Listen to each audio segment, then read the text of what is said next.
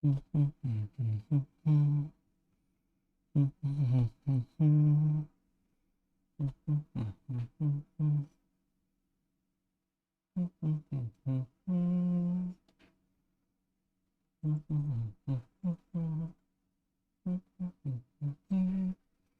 right, I think we're up and running. I'll double check our streams.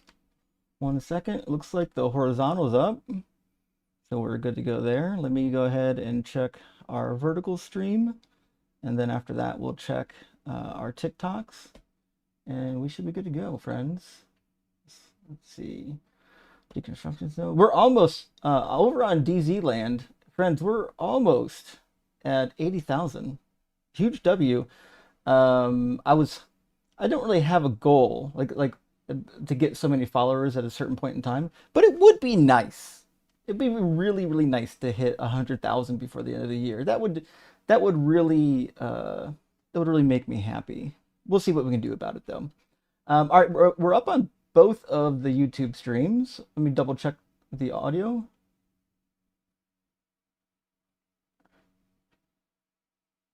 Yeah, I can hear the audio. It sounds kind of shitty, but it is on. It sounds a little bit high pitched for some reason. I wonder if my noise dampening is on high mode here. No,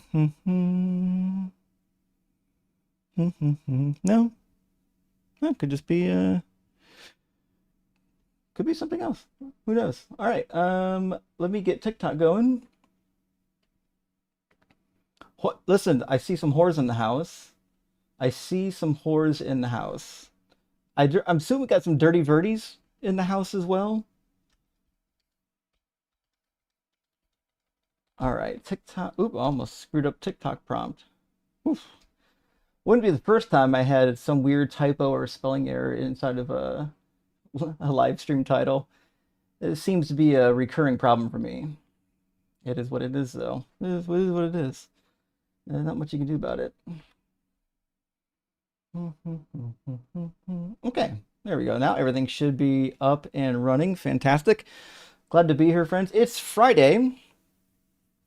So I'm excited. I think, I could be wrong, but I do think we're going to have, most likely, we're going to have Venus drop in and share some time with us. We'll know when that comes. Before I do that, though, I got to open up the TikTok and make sure that you can actually see the TikTok guests. Give me a second on that. Let's see.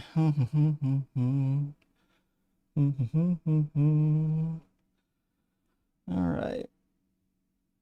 The way the things you got to do around here to crop an image is crazy. All right. Let's see. I'll work on that here in a second. Anyways, friends, I hope you're doing well. Fuck, that didn't work. Done cropping. Oh boy, that's crazy. Let me try this again. Let me just delete this fucker. Cancel. Let's see. Delete. All right. Let's from the top. Let's see if we can get this working out here. Let's see. I'm gonna bring that panel in real quick. Anyway, I hope you all are doing well. I got a couple super chats. We'll read some super chats while we're waiting for guests to filter in. I'm gonna open up the guest box on TikTok. If you are, oh fuck, the link on the screen needs updated. Good thing I noticed that. It's gonna be tiny.cc. Oop, there we go. tiny.cc/DZ live. Dope. Save, and we're good.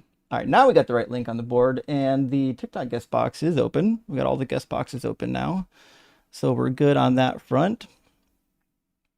All right, fantastic. Now the only thing is, I gotta import real quick. I gotta import the TikTok guest. I guess importing the TikTok window may not be the thing to do, but let me see if there's perhaps a way to do this easily.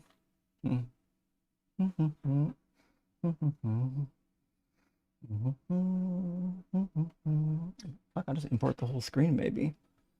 Let's see what we got here. What happens if I just do that?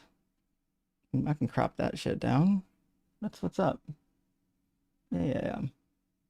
Cool. There we go. That'll work. That'll get us somewhere close. I like that. All right, cool. We'll just do that, and then we'll save that for now. Boom. We don't need that just yet. Wait till a guest shows up. And then we'll do the same thing for our vertical stream. Yeah, give me 1 second. We'll copy that over. Okay, and that just, of course, it needs recropped. Not a big deal. I always forget. There's always something that I forget to do before the stream starts. I probably really should um, just put together a pre-stream checklist. But you know what? The streaming community, we're so used to already just like flying by the seat of our pants. It's, doesn't feel like that big of a deal. But we're here. We're good. Uh, helping Mega deconstruct. Good to see you, my friend. Says, hope everyone had a great week and is ready for some hot barbecue tonight. Rock hard for Doug, simply wet for Sharon. Q for C. This is hold on. Q for C. Q for C. Mm. This is a new hashtag, and I have to say I don't think I recognize it. But y'all know what Q for C is? Did I miss one? Um, I don't recall. Let's see. Fuck. Oh, you have to help me out on this one, audience. I don't know, but anyways, and Horror's Rule. Good to see you, helping Mega. Hope you're doing well. And also from Mike. Welcome in, Mike. Good to see you. Mike says, if Asherah was once Yahweh's consort, the Hebrew Bible is basically Yahweh's version of listen up, liberal. My wife left me.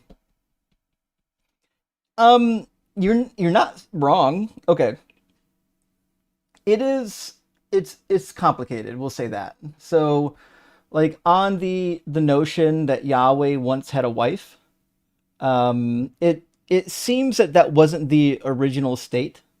So like it wasn't that Yahweh originally had a wife and then they got rid of her, right? That didn't seem to be the case.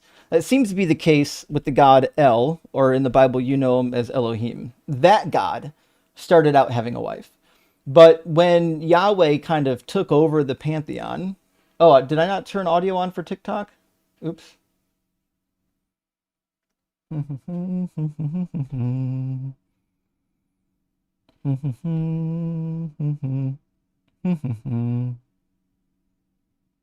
sorry about that, friends. I forgot to turn the audio on for TikTok. See, that's what I'm talking about. Got to get a checklist. Uh, anyways, welcome in. So what I was saying is, Yahweh kind of appropriated a wife from El. El was the high god of the pantheon. He was married theoretically, or at least had the consort named Asherah, although in the Ugaritic text, her name is typically Atherot, and she's the mother of 70 sons. And those sons are tasked with like managing the nations. And in Psalm 82, they get fucked up and they get deposed. Anyways, Yahweh eventually, because he was a Judean god, probably started somewhere around where the Midianites were. But when the Judeans adopted Yahweh and then became the most powerful nation in the Levant, they conflated all the literature. They actually rewrote a lot of the stories and just put Yahweh in there. There's a lot of stories seemingly in the Hebrew Bible that were previously about the god El, or even about the god Baal, and they just kind of remapped it onto Yahweh. So, from the evidence we have, it seems like Yahweh didn't have a wife originally. They wrote that story in for him. And Raul, hey, good to see you. Thank you for the $20 super chat. Says, hi, Justin. Just wanted to thank you for everything I've learned from your lives. I've deconstructed many years ago, but I now felt far more confident in debunking and combating the disgusting and poisonous Christian doctrine. That's what I would say. Yeah, and I appreciate letting me know. That's one of the reasons why I started the channel, because there's a lot of people that have deconstructed and like people give them a hard time. Like my initial impetus was when Rhett and Link, the two of my favorite YouTubers, gave their deconstruction story, and people just the Christians lost their fucking minds and made it out to be like they were stupid. I'm like, no, no, no, no. These are legitimate concerns. They're not stupid. But nevertheless, let me grab our first guest, and we'll get rolling with the conversations. It looks like Finley first up. Okay, Hi, Justin. How are you? good. How you doing, Finley? Good, sir. Quick question. I'm not sure what your programming is. I am an atheist, a new one, but I have some thoughts I want to run by you to see what you thought about them. Well, this is just a debate stream. I do a Q&A about Okay. once or twice a month, and on the Q&As, we'll take any questions and do whatever comes up. But on the debate streams, you have to keep it on topic. Completely understand. Thank you so much for your time. I appreciate it. Yeah, thanks for asking. Cheers. Oh, that's nice of him to ask. A lot of people just go right into the just go right into the monologue right away. All right, I think I got that cropped about where I need it. Let me hide that up for now. Looks like, oh fuck, M's in the house. Let's get M's pulled up.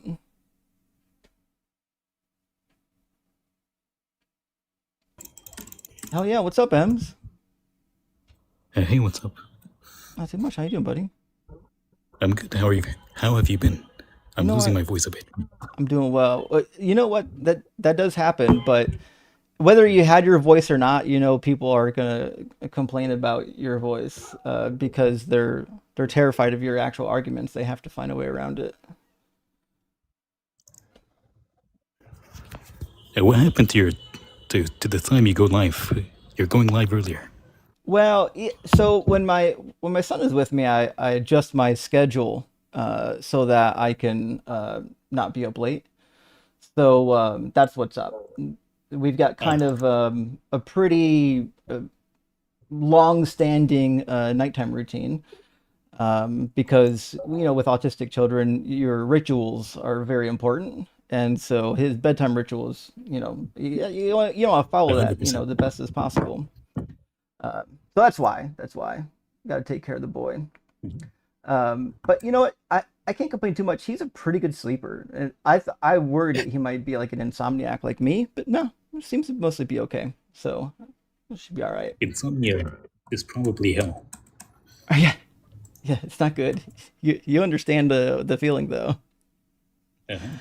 Uh-huh. Well, friends, if you're watching and you're like, "Hey, my God is not imaginary," hey, you're in luck. We're letting everybody audition their arguments on the stage, no matter what God you believe in. The link on the screen is tiny.cc/DZ live, and if you're watching on TikTok, you can just hit the guest request button the old fashioned TikTok way. You don't have to use the link on the screen, it'll be okay. So we can take you either way. You don't have to have your camera on if you come through the non TikTok route, but you're allowed to. And there is an option. I haven't even tested it yet. I should probably test it. There is an option to pick a just like an avatar if you don't want to put your camera on, just like a little guest symbol, so people know that there's a guest in the box. But that being said, listen, Ems and we're nice. If you've got a God concept that is at least coherent, hey, we'd love to hear it.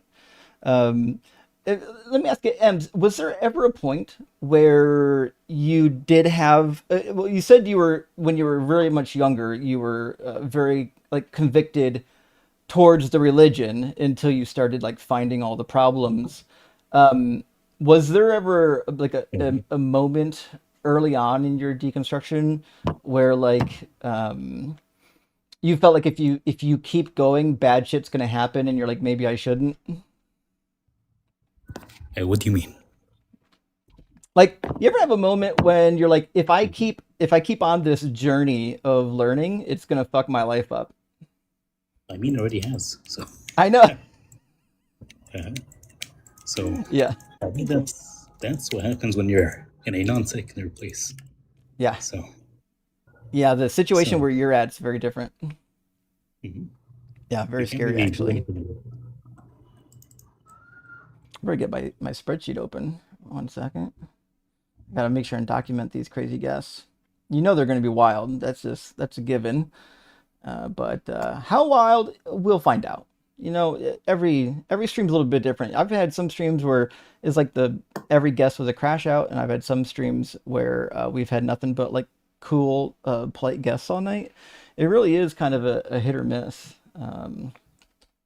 There we go. Today's the 7th. Yeah, cool. And I'm gonna write down first guest is Ems and got fucking cooked and roasted.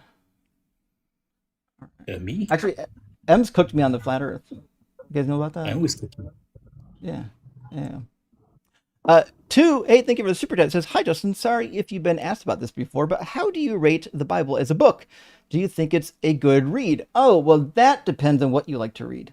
Do you like to read stories with intrigue and murder and sexual scandals and things of that nature? Hey, the fucking Bible's got it for you. Do you want to read a book about torture and all kinds of horrible things? Sure, Bible's got it for you. If you want to read a story that is well written, connected, has a thorough meta narrative, and has a solid conclusion, the Bible's not fucking for you. You're not going to like that book. If you I don't prefer like Game of Thrones. history, what's that? I prefer Game of Thrones. Yeah, if you don't like history and you don't want to look things up while you're reading, the Bible is not for you. Sorry, it's the way it is. Let's grab our first guest. Looks like username is in the house. We'll grab username. Welcome in. Are you at least 18? Yep. Cool. And do you believe in a god or many gods? Yep. Yeah, I Sure. believe in a God. Which one? Oh, I'm a deist. Well, when you say a deist, do you really mean deist or do you mean kind of a theist? Um, no, I literally mean deist. Okay, and are you like a deist in like the Spinoza way, or deist in like you actually No, think that actually, God has agency? I have no idea what Spinoza means. I mean, but I do think that God has agency. I'm Okay, confused. Like, what type of subcategory are you like? I don't know. you're a what? I'm a normal deist. Just a deist. Well, I'm asking because they come in lots of different shapes and sizes. You know, I had no idea that was the case. everyone who comes up here has I kind of mean, their own well, thing. yeah, Okay, so what yeah. would be I'm a deist. like? What's the compelling reason to believe in like the deistic God? To me, the deistic God's like the minimal version of God. Oh, I don't think. I mean, my belief of God is that He's without limits, like Yeah, unlimited by any way. well, I'm sure you believe that, but why would that be a compelling view? Well, because by our current understanding of logic, it's more likely for there to be some sort of extraterrestrial, unlimited sort of interference. And once you like start looking at like the explanations, you kind of keep arriving at God or a type of God or stuff like that. Can you walk me through that process? How do you get from logic to God? Okay. So, do you believe in the Big Bang? I do believe the Big Bang happened. Yeah. Okay. What happened before the Big Bang? Well, there's a couple different theories. The one that I think makes the most sense is a cyclical universe, where if the universe is finite, I believe the cyclical universe makes the most sense. If the universe is not finite, meaning it just goes on forever, then it seems pretty obvious that like our observable universe is just a blip inside of a much larger universe. Some people would call this like the multiple worlds situation. I hate that analogy or that wording because I'm not suggesting there are multiple universes like a multiverse. I think there's universe describes this whatever isn't in existence. So I wouldn't be classifying myself as a multiverse believer, but I do think there's good reason to believe that the universe goes on infinitely. Okay. I'm not too sure. Like, I mean, it seems like he kind of got off track, but if we keep going back, I mean, whatever theory you believed was like the beginning of the Big Bang and so on and so forth, eventually you kind of reach this point where nothing makes any more sense. Like what? It doesn't make sense that the Big Bang happened, but we know it happened. Why How in the doesn't it make world sense? could like all of the matter because matter naturally repels each other. The universe is naturally Matter expanding. doesn't So naturally how the repel hell it. could matter? Matter doesn't Yes, it naturally does. Okay, repel. matter No, naturally. gravity actually brings Yes, it it together. does. That's what the Yes. Cavendish experiment proves. Oh, gravity is an aspect Do you not know what outside gravity of does? matter. The general understanding of Right. matter. I But promise I know gravity more about exists, gravity than which you. means if matter exists, they're going to be attracted to each other. Okay, is gravity a field? Um, I'm not entirely sure. I think people are still looking for a gravitron. If if the theory is correct, like gravity is a field like the electromagnetic field or the electron field, and they actually discover that the graviton particle is real, then yeah, I would imagine you could consider it a field. Yeah, but we understand like the amount of force that gravity assumes like on Earth, right? Or like, we can even assume it for like other planets, right? And yeah, we know how to We calculate can gravity. assume Yeah. the amount of gravitational pull an object assumes, correct? Well, we can calculate it. We're not assuming it. Well, I mean, like for extraterrestrial things, we do not know for sure, but we can assume it through math, all right? I mean, again, I Okay. wouldn't call it assuming, but yes, we can Okay. calculate it. All right. So does that force of gravity supersede any of the natural forces that we consider, any of the five natural forces? I have no idea what you're Does referring it to. They supersede don't. any of the They don't. six natural Gravity doesn't forces? have to supersede the Does it forces because the supersede forces and don't no, work against I'm gravity. getting there. Does it supersede any of the 10 natural forces? Again, you're asking an irrelevant No, question. It it doesn't. doesn't. It's It extremely doesn't weak. I actually mean, interact with the other What are forces. while it is considered as using a the factor, every username? single other What are the force, 10? essentially That's not almost right. almost every single other force, except for like What are some the of 10 these forces? experimental and very new ones, are far more stronger than it. So while gravity does play a factor, the fact is matter does naturally expand. Okay, It we are 99% empty space, far higher than it 99%. naturally If we tried attracts. to shrink all that matter into a little cube, like Yeah. what happened, what we believe might happen in singularities, or what we believe the Big Bang was, What do you mean we? it's literally impossible. What?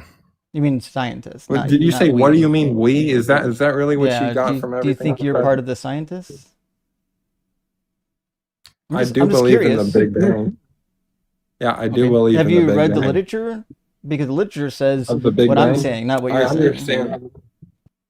Okay, what does the literature disagree with me in? Okay, It please literally explain says to me what I was that wrong about the Big Bang. mass attracts because of gravity. So the reason why like these other forces aren't a problem is Mass because they don't attracts actually because work okay, against okay. each other. Like the strong So nuclear gravity force is the doesn't work factor, against but gravity. gravity is the In fact, the weakest strong factor. So nuclear like force actually works in the unison strong with nuclear gravity. force is stronger than gravity. I know, Like, I but they work in mean, unison. They you don't work understand against that? each other. They work okay. They The don't strong work nuclear against each force other. repels. The gravitational No, force, by your own no, definition, no, it no, no, no, no, no, attracts. no. The strong nuclear force literally holds neutrons together, or protons and neutrons. So in the center of an Have you atom, ever read any of this? yeah, in the center of an atom, Oh, the strong nuclear force is what's holding the nucleus together. okay. What percent of an atom do you think is empty space? Oh, I have no idea. Most of it. Yeah, exactly, man. So although like it might work in some models, although you can interpret it in some ways, the reality is matter does naturally repel itself. No, it We doesn't. have never even successfully got two atoms to So completely again, touch. the Everything fact that there is takes empty space in atoms says nothing about whether or not matter repels. So all the okay, if matter particles okay, have charges. If the charges are opposite, then they're going to repel. If they're not okay. opposite, if If they're the same, matter then they're doesn't going to repel, attract. if matter doesn't repel, why is the universe expanding? Dark energy. Have you never read about dark energy? It's either dark energy Something completely or the theoretical, result of a something that black we've never hole, observed, a something that bounce from barely like even has any a super dense equations. star Like, explosion. okay, so you're just blabbering a theory. Okay, we understand I that matter didn't. expands. We understand that we literally have never observed dark matter. We barely even have like very little knowledge on how it works. It's constantly fluctuating, has extremely volatile math. So I'm going to ask you again, why is the Mhm. universe expanding? Can you give me like a more substantiated claim Actually, as opposed to I quote just unquote told dark matter? you what is in fact the consensus right now, which is the dark energy is pushing it out. And it's like there's another option. The other option is that there was a massive black hole bounce. Now, I don't think that's widely held as being likely, but the other one, dark energy, obviously is. In fact, I've got a friend with a PhD in physics. If you'd like to talk to him, he's probably available. Hey, y'all in the comments, go get Dr. Blitz up in here. Yeah, you probably should bring him up. Yeah, you'll get an education. Alrighty. So, anyways, the point is pretty easy. You Where's believe your in the friend? Big Bang. I believe in the Big Bang. So I'm not sure what this has to do with God. Where's God come in? Do you think God is the one forcing the universe apart? I'm saying that the Big Blitz is Bang in the comments. Look at that. It's Jump in, utterly buddy. impossible. Look at this. Hey, you get your turn username. You get to talk to a real physicist. What do Alrighty. you think, Blitz? Alrighty. What's the? I was only half paying attention because I was doing physics. He thinks the Big Bang is because a deistic God is doing it. You want to give the argument to Blitz that you just gave to me? You know, how did the Big Bang happen? Like, what happened I don't before know. the Big Bang to cause it to happen? I don't know. Okay, there we go. So there's your physics friend. He came in to save you. He But- did a quite nice job. And Again, yeah. your goal is to demonstrate that the deistic God is in charge of it. Well, it's completely illogical. Okay. That's Literally, what you have to okay. demonstrate. What's illogical I'm about gonna talk to your physics friend. Okay. Physics, Mr. Dr. Bliss. Does That's my matter name, Mr. Dr. Blitz. does matter naturally contract itself, or does it naturally repel itself in terms of 1 g of force on Earth? In terms of That's not- 1 g of force, I Yeah, don't know what that's that not question normal- means. That's not the question normal he asked me, by the depending way. Now on he's Earth. changing the Does question. it attract or does Depend- it repel itself? So What he's depending on the asking, depending what on he's asking previously, Well, I he mean- asked, like, does matter atomically. attract or repel? And I said it attracts because of gravity, and then he lost his mind. Yeah, I mean, I'm aware that it's a factor, but it's one of the weakest factors. Dr. Bless, do you know, in terms of the natural forces, where gravity is ranked? Yeah, it depends on the situation. Depends on the situation. So I actually just made a video about the chart that you're referring to because I know exactly what chart you're referring to. But the point is that sometimes matter is attractive to other matter, sometimes it's repulsive to other matter. It depends on the scenario, it depends on the relevant charges involved, and so on. But what So like, happens if it there's gets not one too easy close? answer. What happens if it gets too close? Like It every single collapses time, and right? forms a black hole. It collapses and forms a black hole. Yep. No, I'm talking like literally, not theoretically, because we still don't There's understand nothing black theoretical holes. about black holes. There's nothing theoretical about black holes. No, we do not know for sure that if matter gets too close, it collapses and creates a black hole. Yeah, we do. This Okay. was Roger Penrose won the Nobel Prize in 2020. I think Did it was Siren 2020 do for this? this. I mean, like, well, did we actually observe this, or is this just mathematical? Roger Penrose won the Nobel Prize in 2020 for this fact. Okay, Oof. did we observe it, or is it mathematical?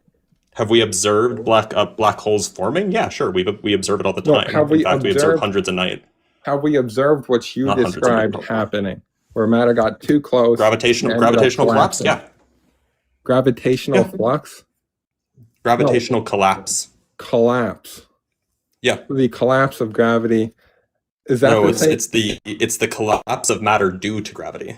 This is how you form a black hole. Okay. All right. And in a black hole, I'm assuming with these miniature black holes, they have a singularity. What Or is miniature that for black the holes? bigger ones? I mean, I have no idea about these like quantum black holes you're talking about. We're Do not they talking form about a- quantum black holes or anything like that. We're Well, I talking mean, about you're real black saying, holes like, in you're space. saying in terms of atomically, right? No, I'm not talking about atomic anything. So you're talking like we actually made like a major black hole. We made like a black hole. No, we didn't make it. We observe it.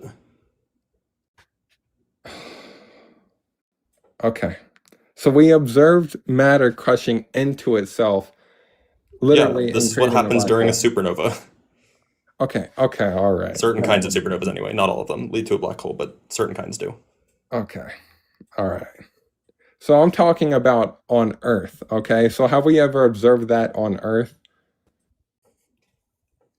Okay. No, but we also have never observed, like, I don't know, We've never observed Mars on Earth, so like I guess Mars isn't real now. No, Why the fuck do we need to literally observe the a way black we hole on measure, Earth the to way know you that they guys exist? measure that is What a goon. purely like there's only so many factors we can observe from like light years away. We can literally observe Yeah, like we're really, really good at figuring out that black holes exist. In fact, not only have we measured gravitational waves coming from black holes, we've also just directly imaged them as of 2019. This is a huge deal. I don't know how you missed it. This is like all over the where news. like overlap the sun or something. I have no idea what you're talking about. I don't know. I think I've seen it, but I mean, yeah, I was talking about Earth. Okay. So what happens if matter gets too close on Earth? Does it create a black hole? Like if It depends on how close it gets. if two atoms got right next to each other, okay, to the point where they're actually touching, okay, and they are both positively charged, what will happen? It depends on how close they get. If they're like overlapping, Yeah, I'm then they telling will you, form a black hole right next to each inevitably. other. Like right next to each other to the point where they're touching. Atoms are not tiny little spheres. Atoms are more like clouds of probability. Yes, So like there's not really like a right next cloud to of each other that's well defined. possibility, the cloud of possibility has a Probability. set limit. Okay, so No, it just doesn't. okay. So you're saying the cloud of possibility for It extends an atom infinitely in all can have directions, yeah. the width of the entire universe. Is that what you're saying? Yeah, the wave function dies off exponentially, and exponentials famously never reach zero. Okay, so an atom can have a width the size of the universe. No, that's not how we define what an atom is. We can talk about the size of an atom as something like, the region of space that has a 99.9% chance of encapsulating it or something like that. Okay, but still that probability has a set limit. So I'm going No, it doesn't. The wave functions literally diverge. They literally go up to infinity. Okay, so an atom can't have the width of a universe. Yeah, the probability of finding an electron from a single atom on Earth in Andromeda is small but non-zero. Okay, like an atom that's intact, not like an electron that escapes. Yes. Okay. Yes, an atom that's intact. So an intact atom can have a width the entire span of the universe. The width of it, the width of an atom is not well defined. That's what I'm trying to get. That's what I'm trying to get to you. Radius. Right? Like it's not a well defined thing. Word? Is radius not also not well defined? Okay. so not it's not well defined. Is that your final The world conclusion? is far stranger than you think it is. I do believe that, but I do also believe we have a set principle of assumptions, and that not all of this is extremely vague, and that I do believe that because you're a physicist, you should have like you should have a good idea of how big an atom assumingly is. Okay, let's take it to like the 10 to the power of like 10 assumption. Do you understand that? Do you understand that like two atoms can be in the exact same place? Yes. Like they can overlap. Yes. Okay. That's why I said. So then, what does it mean for them to touch? What does it mean for them to touch? I'm trying to ask you that question. The point is it doesn't really mean anything for two atoms to touch. There's not really a well-defined Okay, if you get two atoms, okay, all right, two positively charged atoms. Let's just say hydrogen, okay. You put them right next to each other. Wait, hydrogen atoms are not positively charged. They're neutral. No, I'm saying positively. You can positively charge any atom, okay. Are you talking about a proton? I think you mean, yeah, proton. I do not mean because neutron's negatively charged. No, neutrons are neutral, Justin. I'm sorry, electrons. So if you take a hydrogen atom, if you take a hydrogen atom and you remove its electron so that it's positively charged, then all you're left with is a proton. Okay. If you put I don't know what's the. You mean if you reconfigure the number of electrons and protons, you can change the charge? Is that what you're trying to say? Are you talking to me? Yeah. Yes, of course. Okay, so you're saying like if it has more protons than electrons, it has a charge. That's what you're saying? I mean, I don't really know what you're talking about. You said atoms can take a positive charge. And I'm trying to make sure you can ionize atoms. Yeah, I'm trying to make sure that we're agreeing on what that means. We would usually call those ions, but yeah. Yeah. Okay. All right. I mean, I'm more focused on atoms and not really focused on like, the nucleus, plus the electrons and stuff. Okay, That's what and an atom is. Yes, exactly. I'm not talking about just the proton, just the neutron, just the fucking Right, whatever. a hydrogen ion is I'm just a talking proton. an atom. Okay, so if we put two atoms right next to each other, okay, and they're not sharing any electrons, okay, what happens? And they don't want to share electrons. It depends on how they're configured, right? Like if you put two hydrogen atoms right next to each other, close enough, they will fuse. It's called nuclear fusion. Yeah, they would have to be what was it, in like a set state, really close to each other, meet a certain set of requirements in order for that to happen. No. Yeah, they have to. The requirement is that they're really close to each other. Yeah, they would. Okay, I'm talking right next to each other. Okay, like right next to each other. So if they're kind of far away, but not so far away. Yes, they're touching. Kind of far away. No, they're. I don't know. I think. Look, okay, so I'll give you the rundown as the scales here. So if you take two deuterium atoms, for example, if you put them extraordinarily close to each other, they fuse into a helium atom. If you put them slightly farther away from that, they will repel. If you put them even more slightly farther away from that, they will attract. Yeah. So like there's it's not just like the closer they get, the stronger they repel. Yeah, I know. Strong nuclear force, weak nuclear force. Like, I mean, this is kind of simple stuff, right? I mean, I'm trying to ask you. You hear that, Quantonaut? Strong nuclear force, simple stuff. Go ahead. Well, it's relatively simple. I mean, I learned this all in high school. I'm not like a physicist like you. But I mean, if they are touching, okay, just touching, all right. Imagine like you're putting your hands together for a handshake. There's no good notion of touching.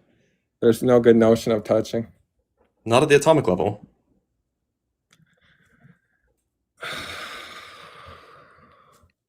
Unless the nucleus is fused together, they wouldn't really be touching, right? Do you believe in the graviton, Dr. Blitz? Oh boy. I think it's probably a good low energy effective theory. Do you believe that its size is like extremely small? Fundamental particles don't have sizes. Okay. All right, that's awesome. Do you believe its area of probability is extremely small? There's no well-defined area. Okay. There's no well-defined volume for a given. I don't know what touching is. What the fuck is going on? Okay. Your questions are ill-posed. That's the problem. It's not my lack of knowledge. It's that you're asking questions, assuming things that are false. So in a normal conversation, you do not say something with the assumption that you could be 0.0, like 10 to the power of 10, 1% chance wrong, okay? Like, you do not make those assumptions that something extremely unlikely, more unlikely than almost anything that we've ever observed will happen. Okay, you do not make those assumptions in a normal everyday conversation. We're not making those assumptions. I'm telling you that the implicit... You are making those assumptions. The implicit ideas in the questions that you're asking are assuming that there are well-defined answers to the questions when there aren't. You don't think there's a well-defined answer for, let me guess, the rate of attraction for like certain distances between atoms and the rate of repulsion? You can absolutely compute those. Yeah, those are well defined. You specify two atomic wave functions, and then you can compute the relevant forces between them. You can compute the relevant, or like the net forces between them, for example, if you have all the relevant data. But that's fine. Right, so there's no issue with that. If two atoms are touching, okay, so if we understand these things, if two atoms are touching, what happens to those atoms? If they don't want to share any electrons, what happens? Okay, again, you keep saying what do you mean by touching? Do you mean like their nuclei are, the wave functions of their nuclei are like the regions of 99% oh, he left. Oh. Fuck. I guess his atoms touched, maybe. I don't know. I don't know if any atoms would want to touch his atoms. Well, that was fun. Thank you so much, Dr. Blitz. That was fucking That's fantastic. A word that you can use. Yeah, I'll be down in the comments. I have some physics to do. Thanks, buddy. Have a good one. Later. Let's get 1,000,000 W's for Dr. Blitz in here. Fantastic. He was definitely a man of much science. Was it good science? The jury might still be out. it appears that the answer to that question is mostly no. So, what are you going to do?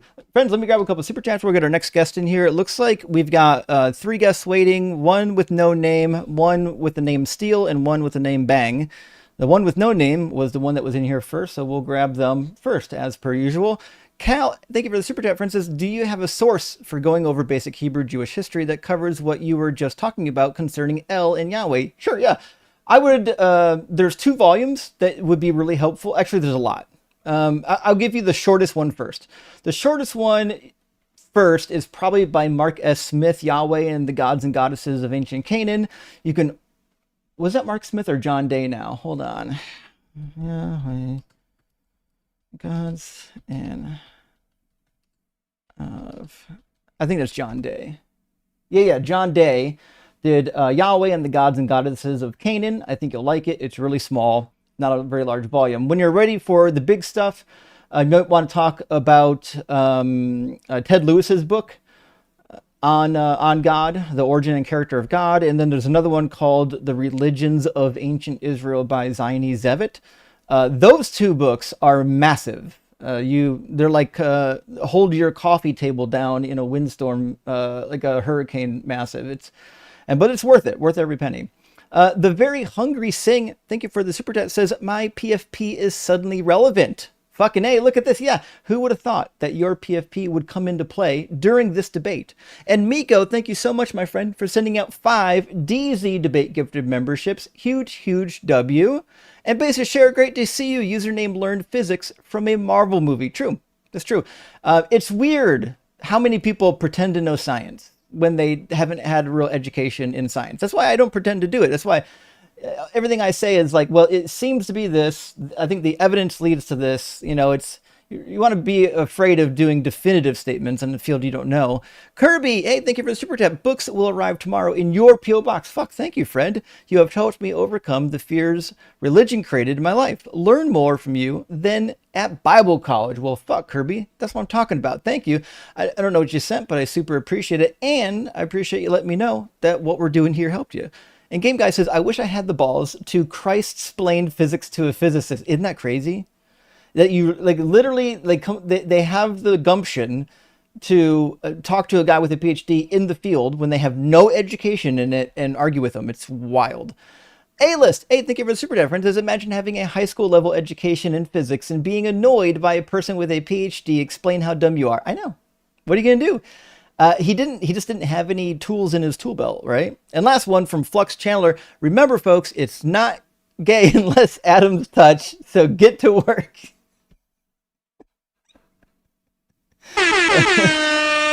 Hey, you heard it here. You heard it here. Fantastic. All right, we'll get the nameless guest in here. I guess we'll call him Star for now.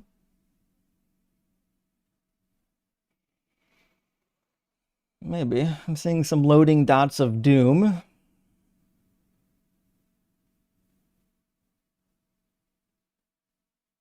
They might not be connecting. I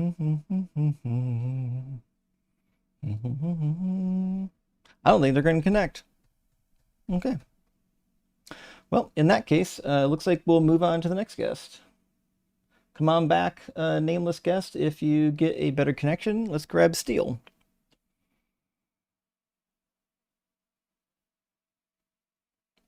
All right. Welcome in, Steele. Can you hear me? I can hear you. Can you hear me? Yeah, I can hear you. All right. Let me move your screen a little bit. Actually, I'm going to move another screen that's kind of in the way. Steele, are you at least 18? Yes, I am. Cool. And do you believe in God? Yes. Awesome. Which one? The Christian one. Gotcha. So you're a Christian. What do you think is like the most convincing evidence or argument for the Christian God? You want the scientific or biblical? I mean, that's up to you. Whatever you think is most convincing. I mean, Well, I like both fields, but you know, I'm not trained in the sciences. Okay. I'll probably do the scientific. I'm a little better at that, but Sure. What you got? I could. Let's just do the Kalam basically. Oh boy. Okay. Yeah, you want to run it? Sure. All right. Everything Go that for it. begins to exist has a cause. Yep. The The universe universe began began to to exist. exist. Yep. Universe has Therefore, a the cause. universe has a cause. Cool. I disagree with premise 2. Okay. Well, the Borg-Guth-Lincoln theorem posits that the universe inflation had an ultimate beginning, and you can't observe anything It before actually didn't. inflation. It did not. It absolutely did. So it did not. So the Sure did. BBG posits that there are a couple things that could be true if their conclusion is held. And the problem that you're going to have is in order to use it in your argument, you're just begging the question, right? Because the first premise of the way your argument is structured is if the universe has a finite past, or let's say if the universe has been expanding on average for all of, we'll call it history, then it means it has a finite past. But that's circular because the only way it could be always expanding on average over history is if it had a finite past. So you're assuming the conclusion in your first premise, which makes it an invalid argument right out of the gate.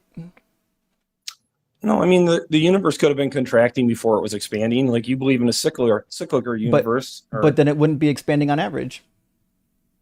Right? But you have to have the evidence to support your cyclical universe, which the we do BGV have would. some data points for that. The BGV is not an evidence. The BGV did not Okay. demonstrate that the universe has been expanding on average for all of history.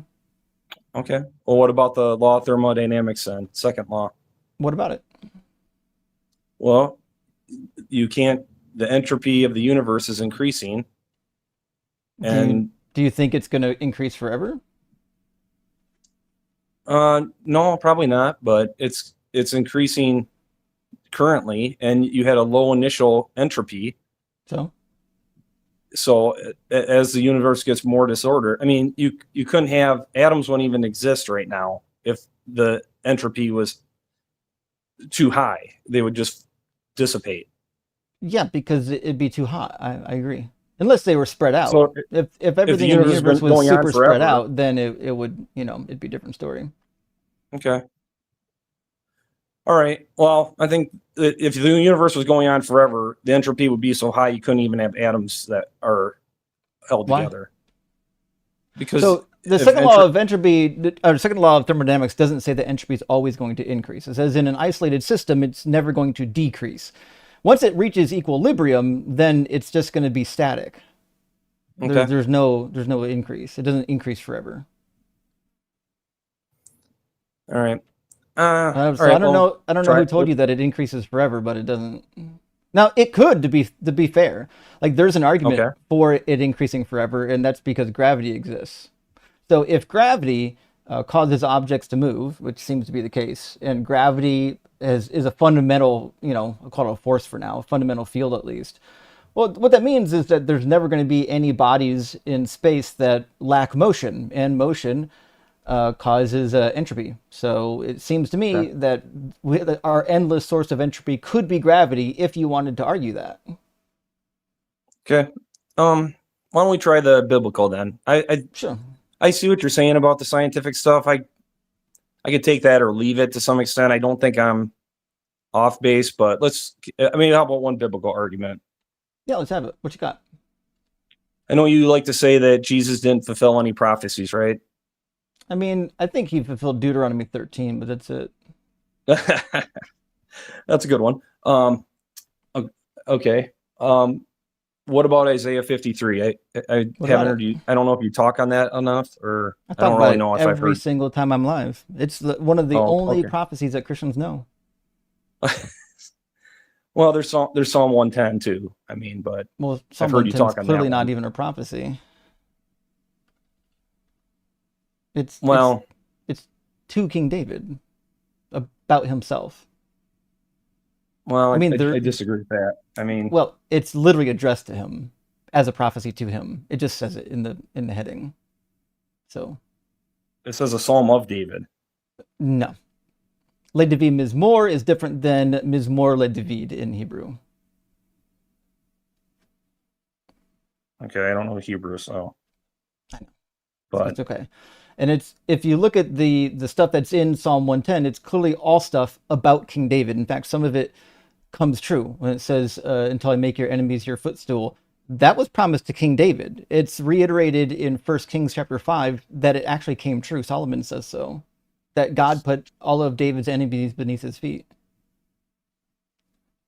But he wasn't a priest forever after the order of Melchizedek. Yeah, he was. Um, He gave Okay, how about sacrifices and this? offerings with the Levites as he was marching the ark into town. In Levitical attire. Okay. Well, there's this article where this guy's saying the traditional view of lame marking authorship, the particle, I don't know this Hebrew thing, but then he goes into saying that in 2 Samuel 23:1, the last words of David uses the same particle. So what? 2 Samuel 23:1, Yeah, what about it? which is the last words of David. Okay, so it says, these are the last words of David, the oracle of David, son of Jesse, the oracle of the man whom God exalted, the anointed one of God of Jacob, the favorite of strong one, or of the strong one of Israel. What's your point? My point is that if they were the last words of David, and then they're using that same particle in Psalm 110, I'm It failing would- to see what you mean by last words. What does David's last words have to do with the text? okay, it says the occurrence of a prophetic particle in that context supports the possibility that it was indeed David who wrote the psalm Wait, and did prophetic so particle? anticipating a future ideal king in his line. What do you mean by prophetic particle? I don't know what this Hebrew word is. It's the same particle that is used in he says, however, the particle something occurs in this heading. I follow the traditional view of the lamed as marking authorship. I have no idea what this has to do with the argument at hand. What do you think the particle or his last words have to do with Psalm 110? Well, if I think what he's trying to say is that if David said these words, then that he actually wrote Psalm 110 too. Why? Well, I think because it's saying that this particle is the same in both Psalm 110, 2 Samuel 23:1. So what? And if there Hebrew has standard particles. It's going to be the same no matter who's writing. They have grammar. They're not just inventing grammar on the spot. I think Isaiah 53 is a little easier then. Sure. All right. You want me to run it or you to run it? Well, I mean, I'm more than happy to tell you why it's not about Jesus, but I assume you want to tell me and my audience why it has to be about Jesus, which is usually what. Well, no, why don't you people tell me are why interested it's not about him first? Oh, because the author tells you it's not. He Want me to does? prove it? Okay, where? Yeah. Yeah. 41, 8 through 9. He's going to do it again in 43. In fact, I'll pull the verses up. Don't worry. I got you. Hold on.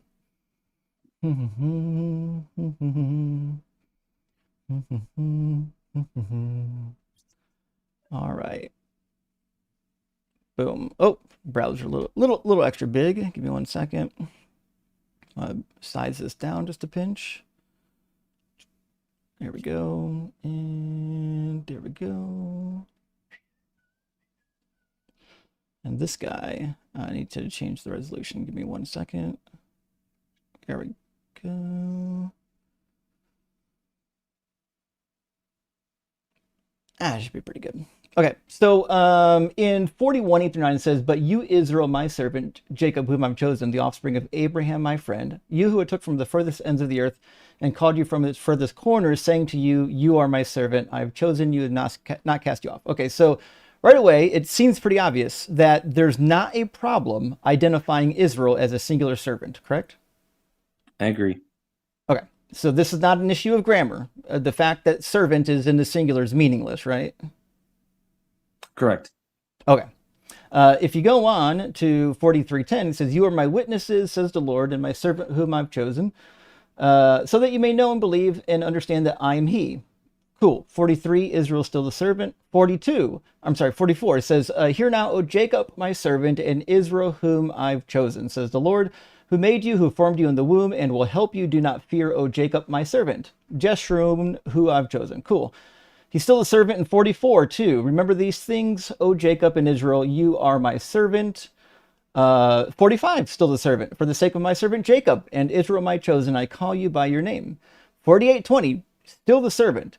Says, go out from Babylon, flee from Chaldea, declare this with a shout of joy and proclaim it, send it forth to the end of the earth and say that the Lord has redeemed his servant Jacob. Now, if you've read the context of Isaiah, you know that the whole section of Deutero-Isaiah is about the freedom of Israel from Babylonian captivity. That's the whole thing, which is why you get to the crescendo right around chapter 53 as they're leaving. Chapter 53 is basically recounting God delivering them. This is what it's about. God's servant being delivered from captivity and being exalted, and then the voice of the nations declaring what they've just witnessed, something that is unbelievable.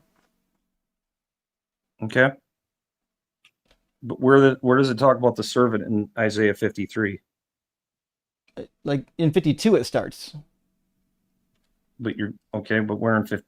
So you're saying you have to go to 52 then? Well, it starts in 52, yeah. Okay. Okay. So you can. But who do you think? I mean, so 53:1. Who has believed our message, and to whom has the arm of the Lord been revealed? What does that mean? I'll explain it to you. You can go back to 52:10 if you want to know. It says the Lord has bared his holy arm before the eyes of all the nations. Oh, okay. So who saw God's arm? Israel. The nations. Try it again. The Lord has bared his. Well, I mean, obviously Israel's going to witness it, but who is God bearing his arm to? Then okay. Well, let me look at 52 just so I can't see your screen. Sorry. Oh shit! I forgot to share it with. Or no, I didn't forget to share it with you. You can't see it. That's okay. I can look here. Oh, let me resend it. Can you see it now? No, it's all right. 52:10 though. 52:10. Okay. Yep. The Lord will bear his holy arm in the sight of all the nations, and all the ends of the earth will see the salvation of our God. Okay. Yeah. And in the same section, what does God say is the arm? What's the arm represent? In what section? In Deutero-Isaiah, chapter, typically it's going to be chapter 40 all the way to 55. Well, the arm of the Lord is not the same thing. Are you trying to say the arm is the servant? No. I'm saying the phrase arm of the Lord is repeated often in 2nd Isaiah. It has a repetitious meaning. Typically it's referring to the deliverance of the Israelites. The same way when he delivered them from Egypt, he said he did so with an outstretched arm. Right. I agree with you. Okay, cool. I agree with you completely. But the arm of the Lord is talking about God, not Israel. I'm aware, yeah. God delivering Israel. Okay. Is this in past tense or future tense? Well, before we jump to that, so we agree that the arm of the Lord is not talking about Israel, right? I never said it was. Okay. Then in Isaiah 53:1, where it says, to who has the arm of the Lord been revealed? To the nations. And then it goes on to describe the arm of the Lord. It gives, then it leads into what who the arm of the Lord is. No, what the arm of the Lord did. The arm of the Lord is not an identification. Wait, do you think the arm of the Lord is an identification? It's not. Absolutely. It's absolutely identification of. It is certainly God. not. It's an idiom for strength. It shows up like 100 times in the Bible. I understand. And every time it's referencing Jesus. It certainly is not. The arm of the Lord, to whom has the arm of the Lord been revealed? And then it goes on to describe who the arm of the Lord is. It does not. Before him, like a tender shoot and like a that is the wildest cope I've ever heard in my life. This is the saddest one I've ever heard. Nope, Isaiah 53 is complete, and it's referenced in the New Testament. I don't really care if it's referenced in the New Testament. The New Testament's a lie. So the fact of the matter is, it tells you what the arm is. See, the Lord God comes with might and rules, and his arm rules for him.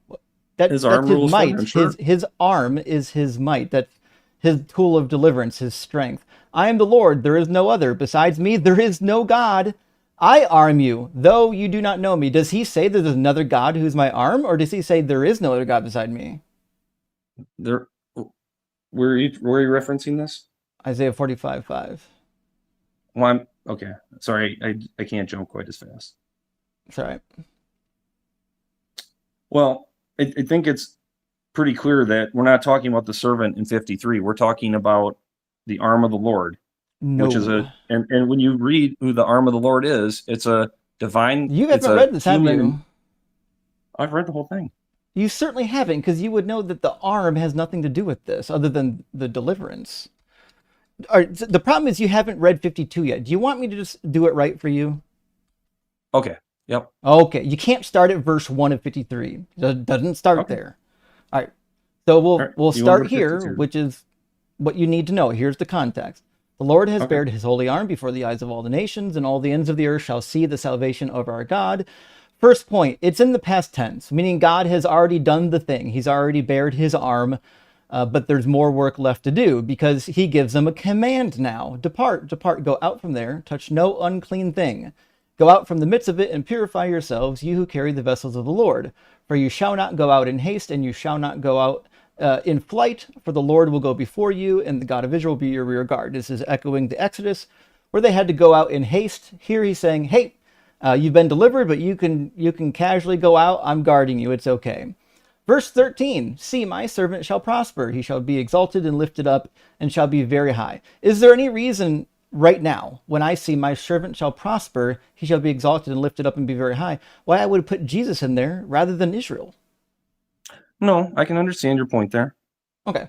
Next verse, just as there were many who were astonished at him, so marred was his appearance beyond human semblance, and his form beyond that of mortals, so he shall startle many nations. Okay, there's two things in here, just like the last paragraph. Some of it's past tense and some of it's future tense, isn't it? Yeah. What part was in the past tense? I don't. Just go and tell me, because I'm not quite tracking there. Yeah, it says, there were many who were astonished at him because his semblance was beyond that of a human. And then it says, he will startle many nations. And in 13, it says, my servant shall prosper. So what we find here is the grammar in the passage is saying, the servant has been abused, but will in the future be exalted, which means the speaker is speaking before the exaltation, but after the initial part of the deliverance. It's pretty easy, which is why it says in verse 15, kings shall shut their mouths because of him, for that which had not been told to them they shall see, and that which they had not heard they shall contemplate. So that's why the verse splits at 15. Now, I realize that this is one unit, because, chapter 52:13 is the start of the suffering servant psalm. But they broke it at 15 because the very next verse changes scene. Now, you get the voice of the nations doing what verse 15 said they would do. It says that they shall contemplate the thing that they didn't know about. Because it happened to them. It says, who has believed what we have heard? Or yours probably says report. Most translations say, who has believed our report?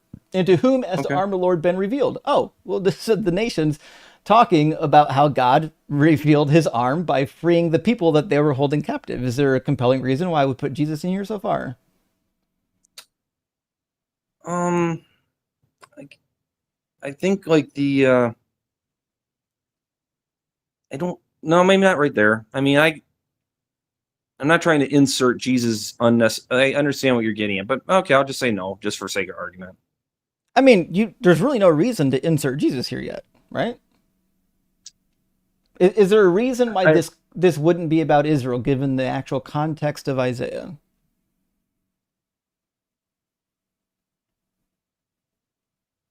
Okay, I'm you understand thinking about what you're saying.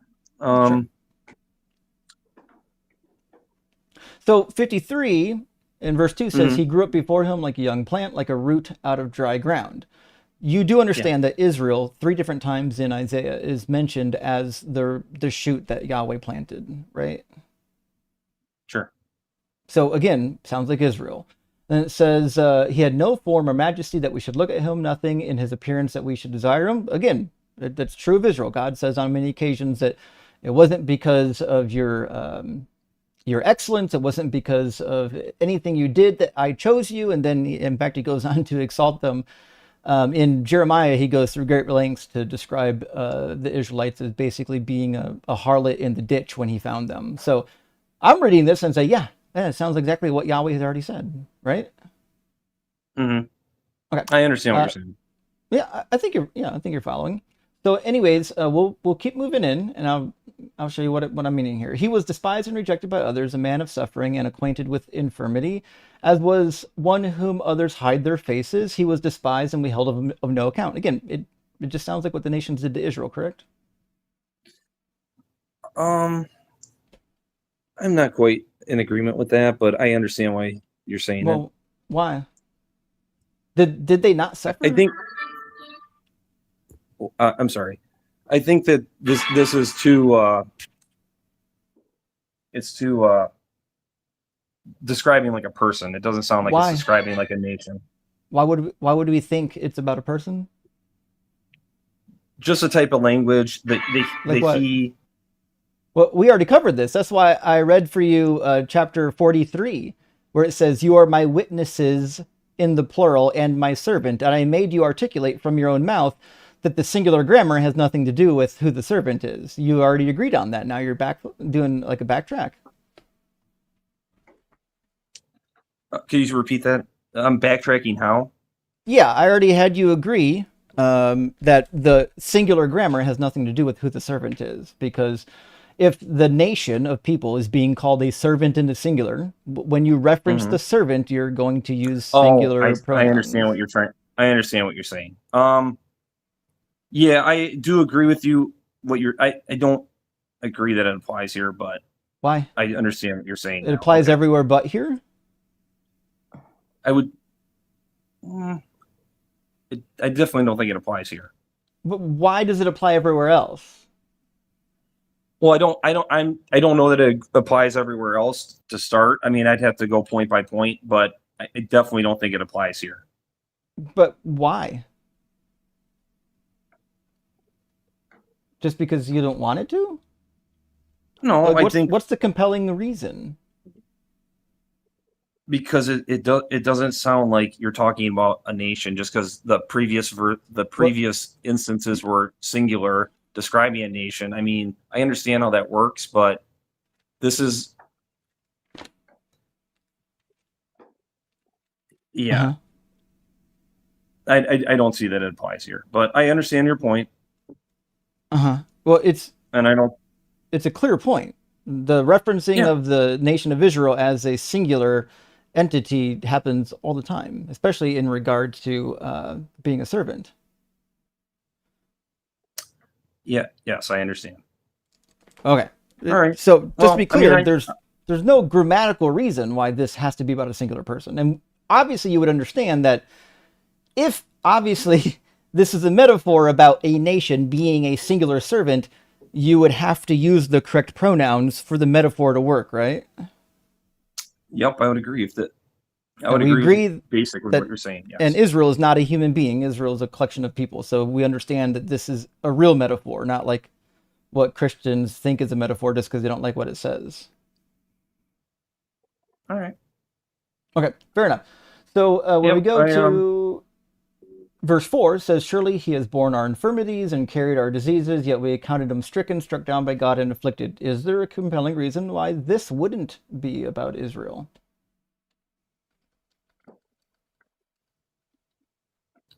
Compelling reason? Well, again, I think that we're not talking about Israel here. Is what I'm but getting why? at. I don't think because we're talking about so again, the arm my of question the Lord. was: is there a compelling reason why this wouldn't be about Israel, given what we've read so far? Because we're not. Yeah, because we're talking about the arm of the Lord. I agree. The arm of the Lord was revealed as the deliverance of Israel. I think the New Testament clearly references Isaiah 53 multiple times. So what? Why do I care what the New Testament says? Well, because it all comes from the same source. So if you're No, trying to, That's what you have to prove. You don't get to assume that. Well, I'm not. If you're trying to do a internal critique, it's you have to I'm not look doing at an the internal whole, not just. critique. So what is this? Just a grammar critique? No, this is just a Bible lesson on how to read the book properly in context. I understand. I understand that, and I am reading in context with that. We aren't talking about Israel here because we're talking about they switched to. Well, all right. I get your point. I don't know if you're seeing mine, but maybe I'm not making it well enough. But I know what you're don't saying. It think just doesn't make any sense, and it's not even something that the majority of Christians would agree with. Oh, they The probably majority of won't. I Christians mean, know that this is not about the arm of the Lord, because if you read Isaiah, and I'm not trying to offend you, it's clear that you actually haven't read Isaiah, because you would know that the arm of the Lord is not referring to Jesus or any individual. The arm of the Lord is obviously referring to the strength of Yahweh, because it shows up a dozen times in that identical context. Why in right, the and world would I just go it's around in inserting Exodus. Jesus into that? I understand it's not a common interpretation. I get that, but Well, it's why would anyone take it? because it fits the context What of context? that the arm of the Lord is it's going on to describe a human person, and that is basically What's the arm of the Lord doing? In second Isaiah, what is the function? What is the arm of the Lord actually doing? in Second Isaiah. Yeah. Okay, you want to go back to 52 now?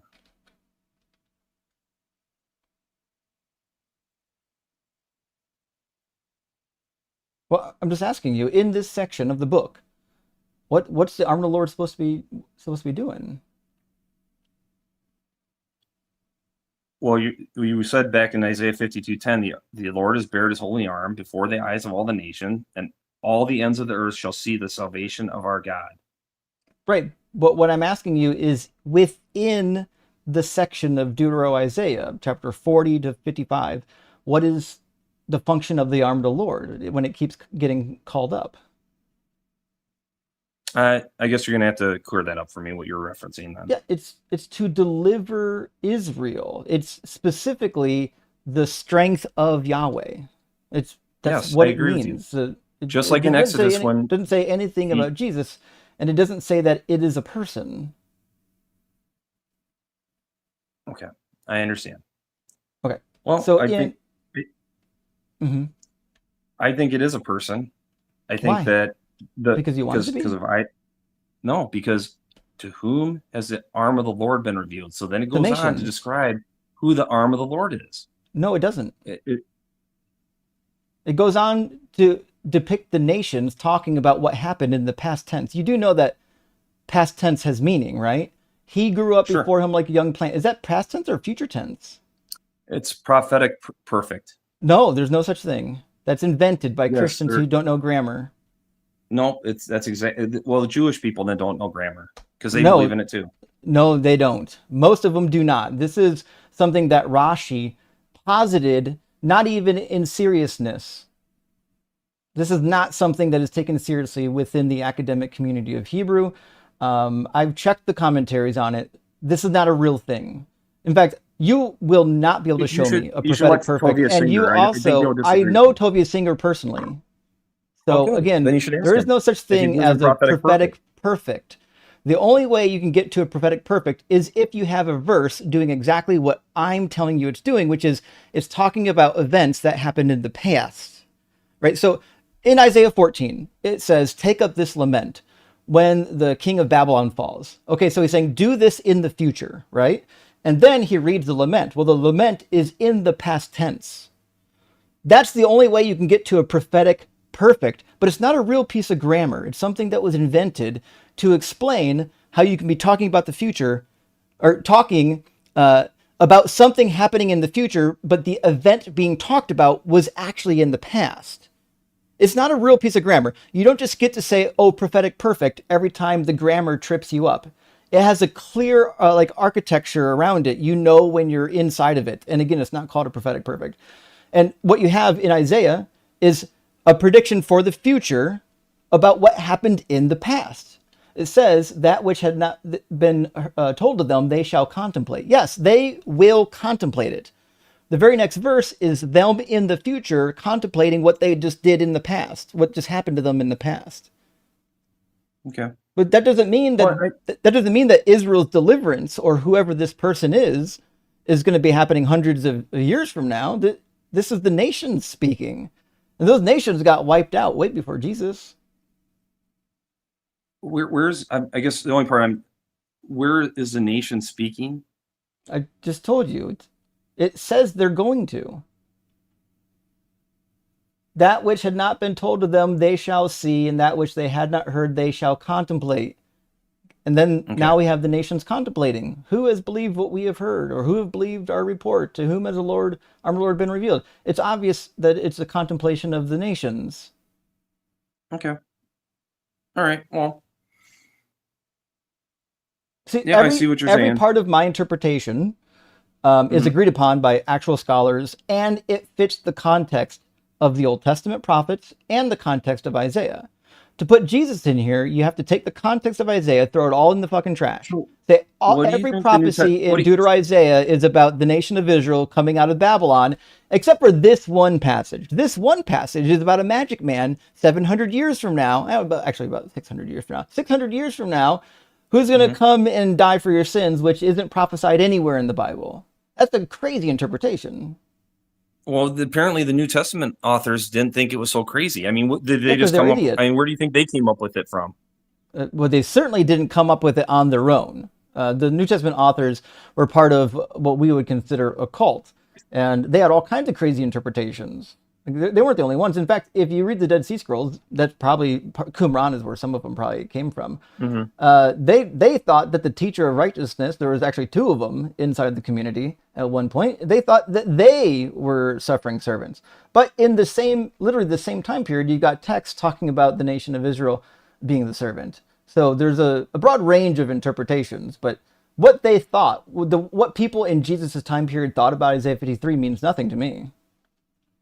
Why is that? Why would I care? Because you only care about what the Old Testament says about it? Because I care what it meant to the original audience, not to people hundreds of years later that were coping because the prophecies didn't come true. Okay. Right. That's why they have to reinvent these prophetic meanings. That's why they have to invent interpretations, because the prophecies clearly just failed. Ezekiel 12 literally says that all the prophecies in Ezekiel are going to happen within the lifetime of his generation. He literally says that all of them are coming true in your time period, in your generation, O wicked house of Israel, and that these are not for many days in the future, but what I say will be fulfilled and not delayed. Okay, well, you wouldn't think that Ezekiel came true, chapter 40 to the end of the book. You think it's eschatological end times. That's fucking crazy. No, I think that Ezekiel 37 is a if then statement. I didn't say 37, I said 40. I know what you're talking about. I'm sorry. Oh, I did say 37, but I know what you're talking about with 40. But there's a passage before it. I'm trying to find it because I've heard you make this argument before. There's a if then statement that this if you follow this, basically, if you follow my law, and the Israelites never did that. That's what you would say when the prophecies failed, obviously. No, hold on. I'm not trying. This is not a. I understand. I just wanted to find this.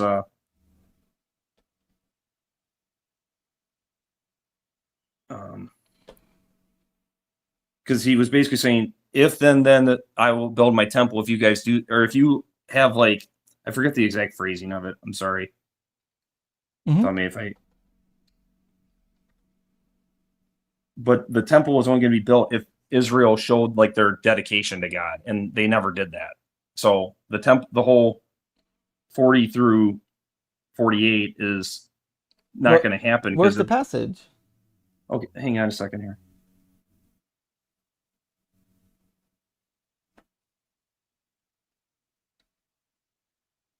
I'm trying to find it. I thought Hi, guys. What's up, Venus?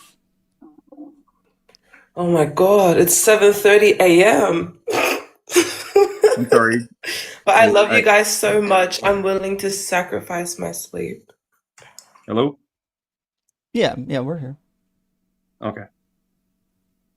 All right. I can't find that one. I know what you're talking about, but I think it was an if then statement. If you follow me, basically, then this temple will get built. But they never followed him because they couldn't stick to anything. But I would need the verse. I know. I'm sorry, Justin. I'm trying to find it. I'm not trying to pull it out of my ass here. I thought it was 37.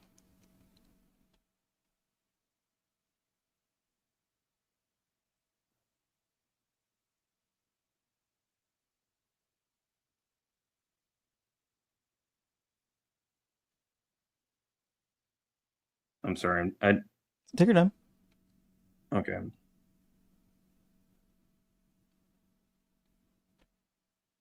Justin, do you reckon this verse exists? There's a similar one in Jeremiah. In fact, it's talked about pretty frequently. And in Ezekiel, there should be one non-corporate verse that talks about the wicked that don't turn to Yahweh, but it doesn't say anything about the temple not being built. Not that I recall. Yeah, hang on. It's the. Sorry, let me Google this. I'm losing track of the. It's I know. GPT I it know. made. All right, we can do that too. Don't act like it's my idea. That's exactly what you were gonna do. GPT the Well, I'm gonna verse. Google it. I mean, no, I was just gonna try to find the verse. I'm not trying to chat GPT the conversation. To be fair, I just did an if search in the entire book of Ezekiel, and I didn't find the statement you're looking for. I understand. Hold on.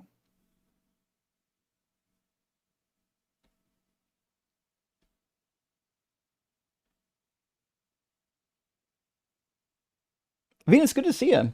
So we got Venus here now. Let me get Venus on the YouTube screen before I forget. Okay, I think it says it's Ezekiel 43:10-11.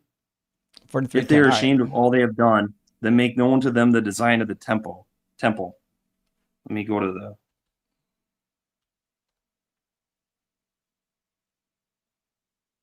Okay.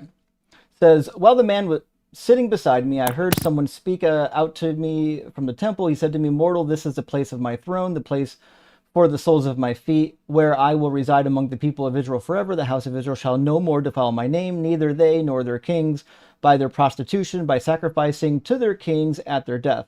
When they placed their threshold by my threshold, and their doorpost beside my doorpost, with only a wall between me and them, they were defiling my holy name by their abominations, and they committed that they committed. Therefore, I have consumed them in my anger. Now let them put away their idolatry and sacrifice to their kings far from me, and I will reside among them forever.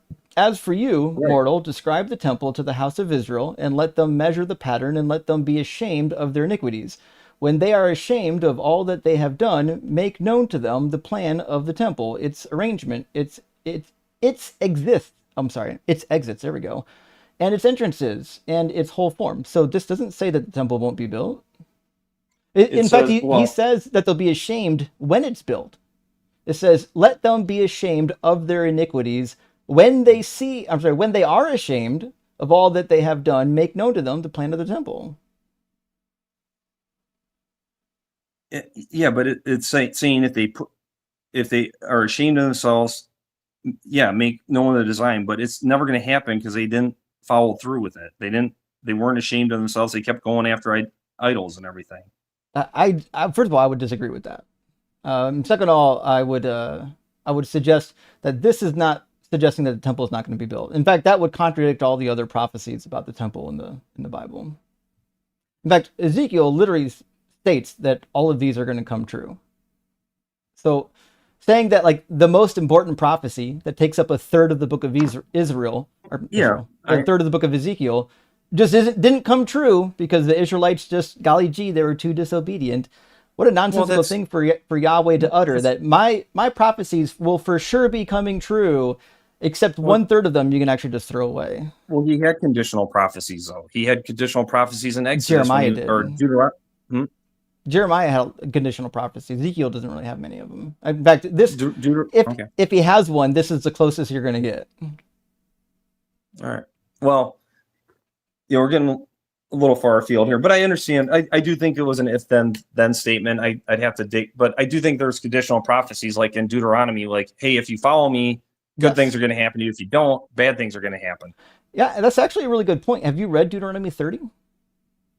Yep. Because Deuteronomy 30 just makes like the Christian narrative impossible.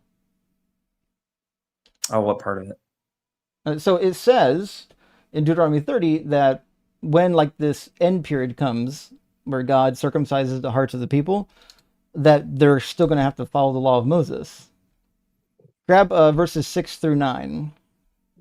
30, you said? Yeah. Okay, hang on.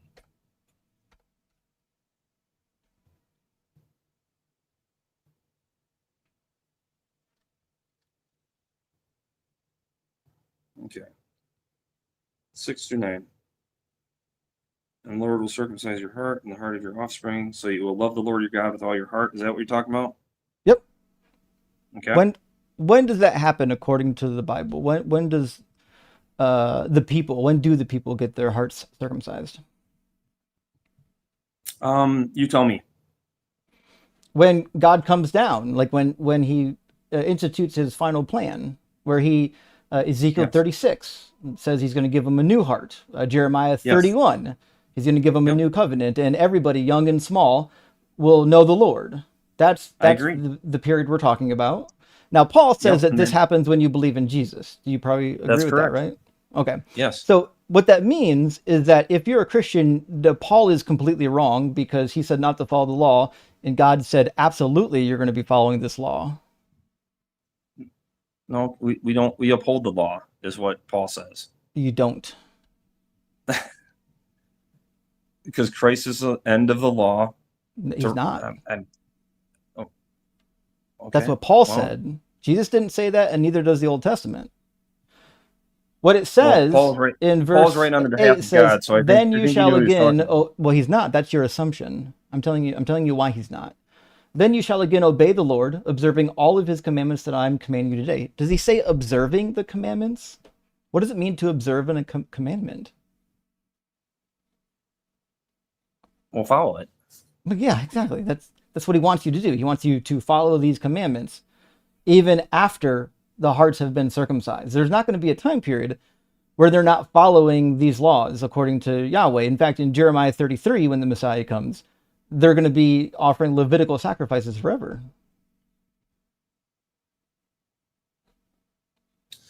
All right. I don't know about that one. I can show you. Okay. It's a short verse. It's in 33. It shows up again actually in Jeremiah 23, but I think 33 is the most clear read.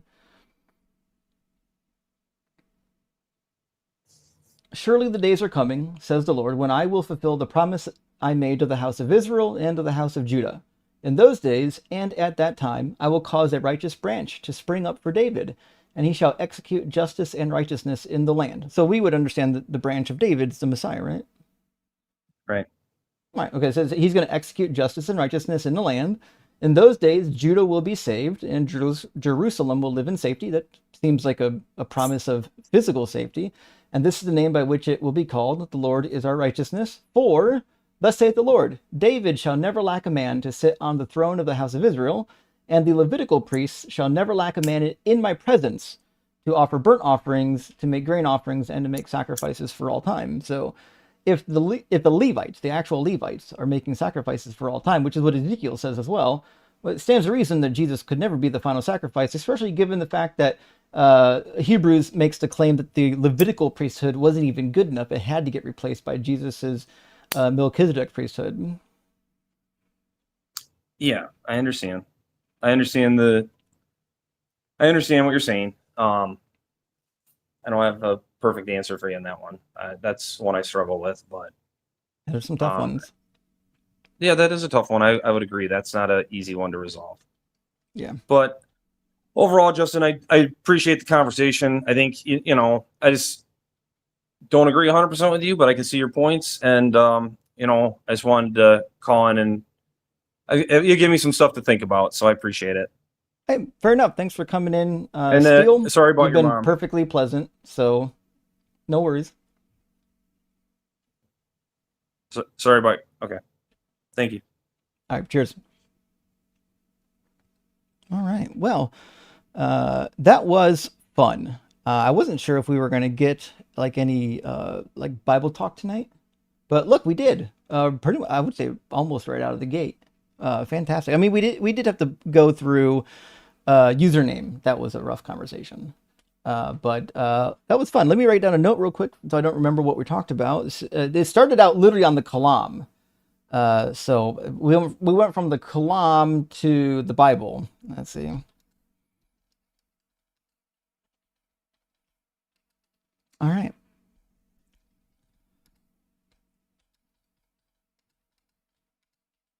I wonder how many times does the DZ audience need to hear Isaiah 53 before they can recite from memory my my interpretation of the passage? I think quite a few people actually can at this point. They've heard it so many times because it's like, I don't know why it's the only one that Christians know. It's wild to me. But let me grab a couple of super chats while I'm doing that. Friends, Venus is with us. I'm excited. And I still do have the link in the description of the YouTube video for Venus's fundraiser, who is trying to buy a computer. She got accepted to a biomedical program, but doesn't have a computer. She needs a computer for school. It's really important. And we're trying to raise money to get her to that goal, all the way to Australia, by the way. That's the other hard part is, as in America, we just have these parts. Like we have lots of them. Getting them to Africa, fucking A. Australia is a different story. Shipping is very expensive out there. Fucking, I got Toto in my head or some shit. I'm sorry, guys. I'll turn on my camera in a second. I just literally fell asleep in last night's makeup, so I've got to sort that out. Yeah, I do that all the time. It's terrible. Yeah. Let me. Really? Anyways, What concealer do you use? What shade? You know what? Maybe it's Maybelline. But I actually don't know. Yeah. Oh no, that's okay. Actually, if I did wear makeup, I feel like I would be that basic person that just went to like Walmart. I can't imagine liking having that stuff on my face. But oh my god, I don't know what it's like. Sneak. Thank you for the $13 super chat. Says there once was a tuber called Justin, after whom all the ladies were lusting. Oh fuck, I don't know about that. With his pretty two cats, they are pretty though. He took calls that were bats. That's true. And all theists balls he was busted. That might be true. And I Steele came in and it was being nice, but I put the heat on him a little bit. Maybe even undeservedly, but I think we're having fun. Hey, David Burke, good to see you, my friend. Thank you for the $20 super chat. Stopping by to say hi and help out. Well, thank you. I really appreciate that. By the way, grew up in Eastlake. No fucking way. I know exactly where you're at. Okay. Eastlake, North High, undergrad and law school in Cleveland. Keep it up. Fuck yeah, David. So you did what most people did. You got educated and got the fuck out. I get it. I see ya. Well, listen, thanks for letting me know. There's a surprising amount of people from Ohio out there. And Adam says, does missionary use the Filbro arguments? Okay, no. Most missionaries are never going to use these Filbro arguments. No. That's not something that they do. Hello, do you have a minute to talk about grounding axioms, our Lord, and contingency? That would never happen. Most of the people that are doing like soul winning, like public soul winning, they didn't go to school to study philosophy. Like they're not the types that you're going to see doing missionary work. William, my friend, thank you for the super chat. Says, have you ever heard of the Douay Rheims only movement? Yes, I'm familiar with it. In fact, I got one downstairs. The Catholic counterpart to the KJV, Onlyus. Is Douay Rheims as bad as the KJV?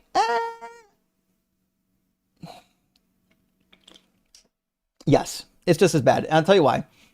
Because it's not even a full, like a real translation of the Hebrew Old Testament. Basically, it's the Latin Vulgate. Or is it Latin Vulgate or Old Latin? Shit. If it's the Old Latin, then it's just a translation of Septuagint. Let me check.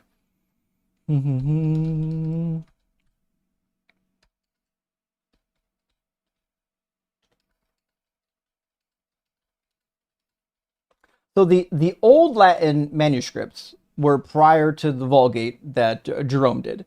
Those were a direct copy, basically, of the Greek Septuagint.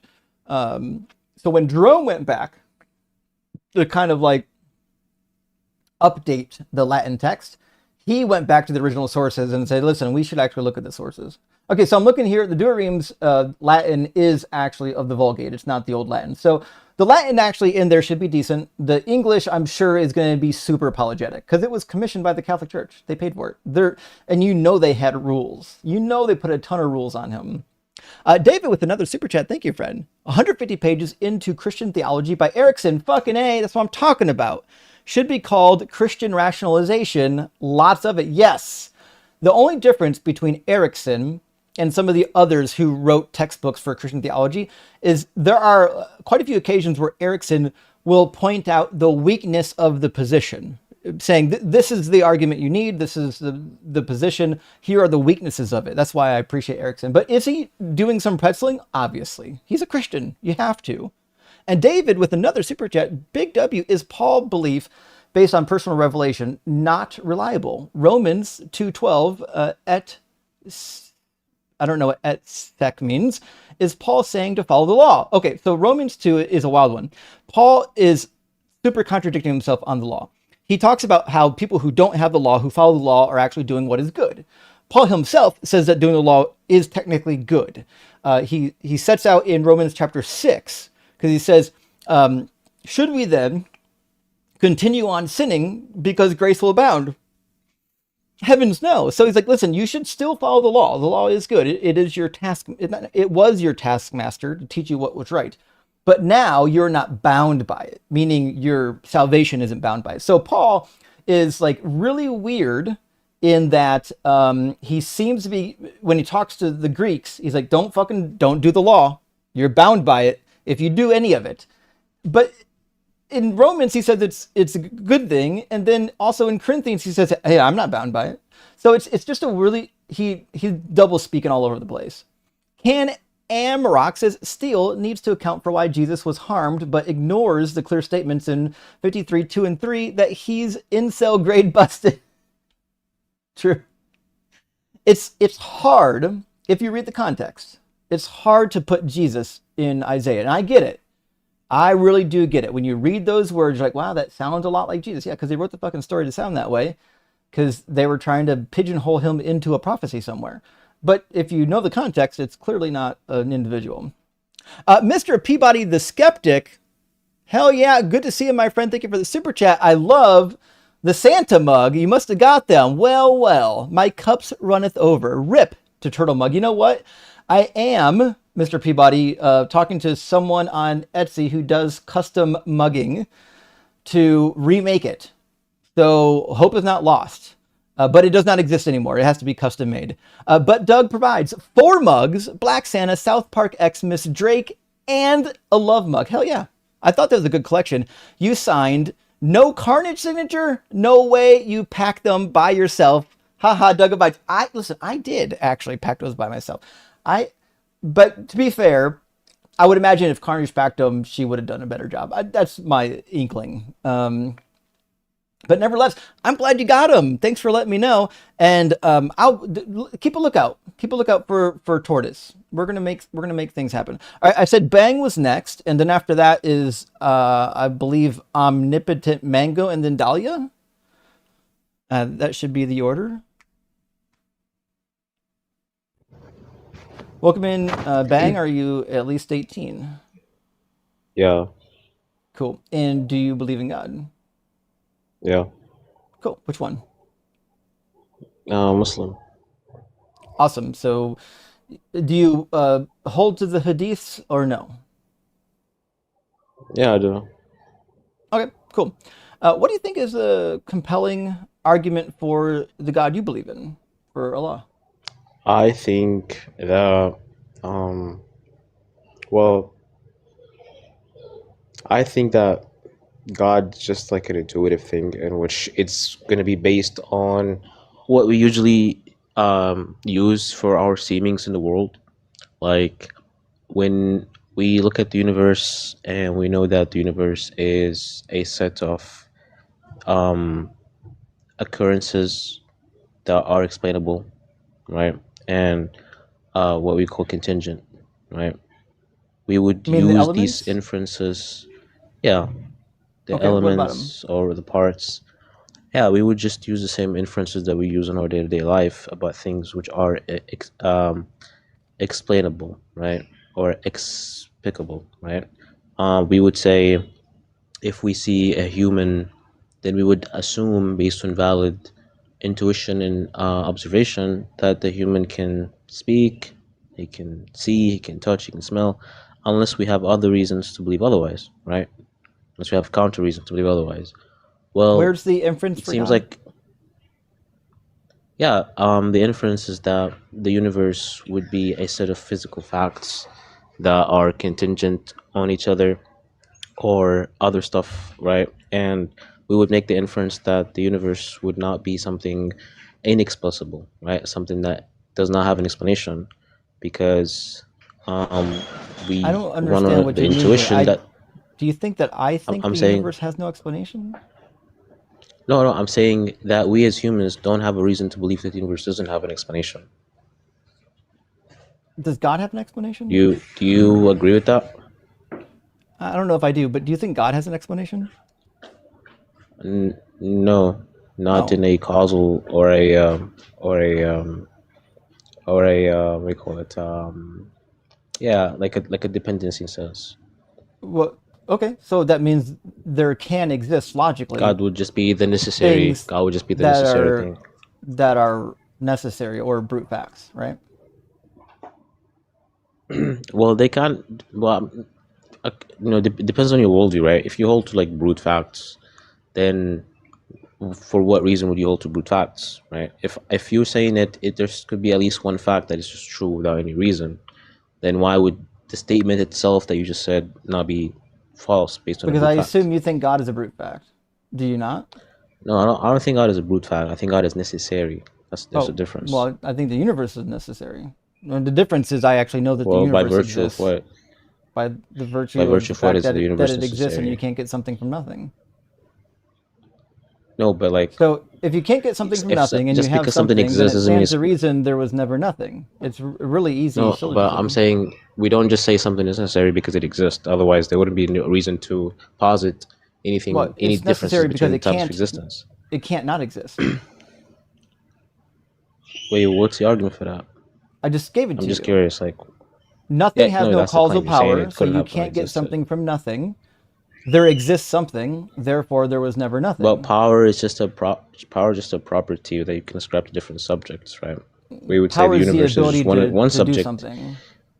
Yeah, that's a property. That's a predicate, right?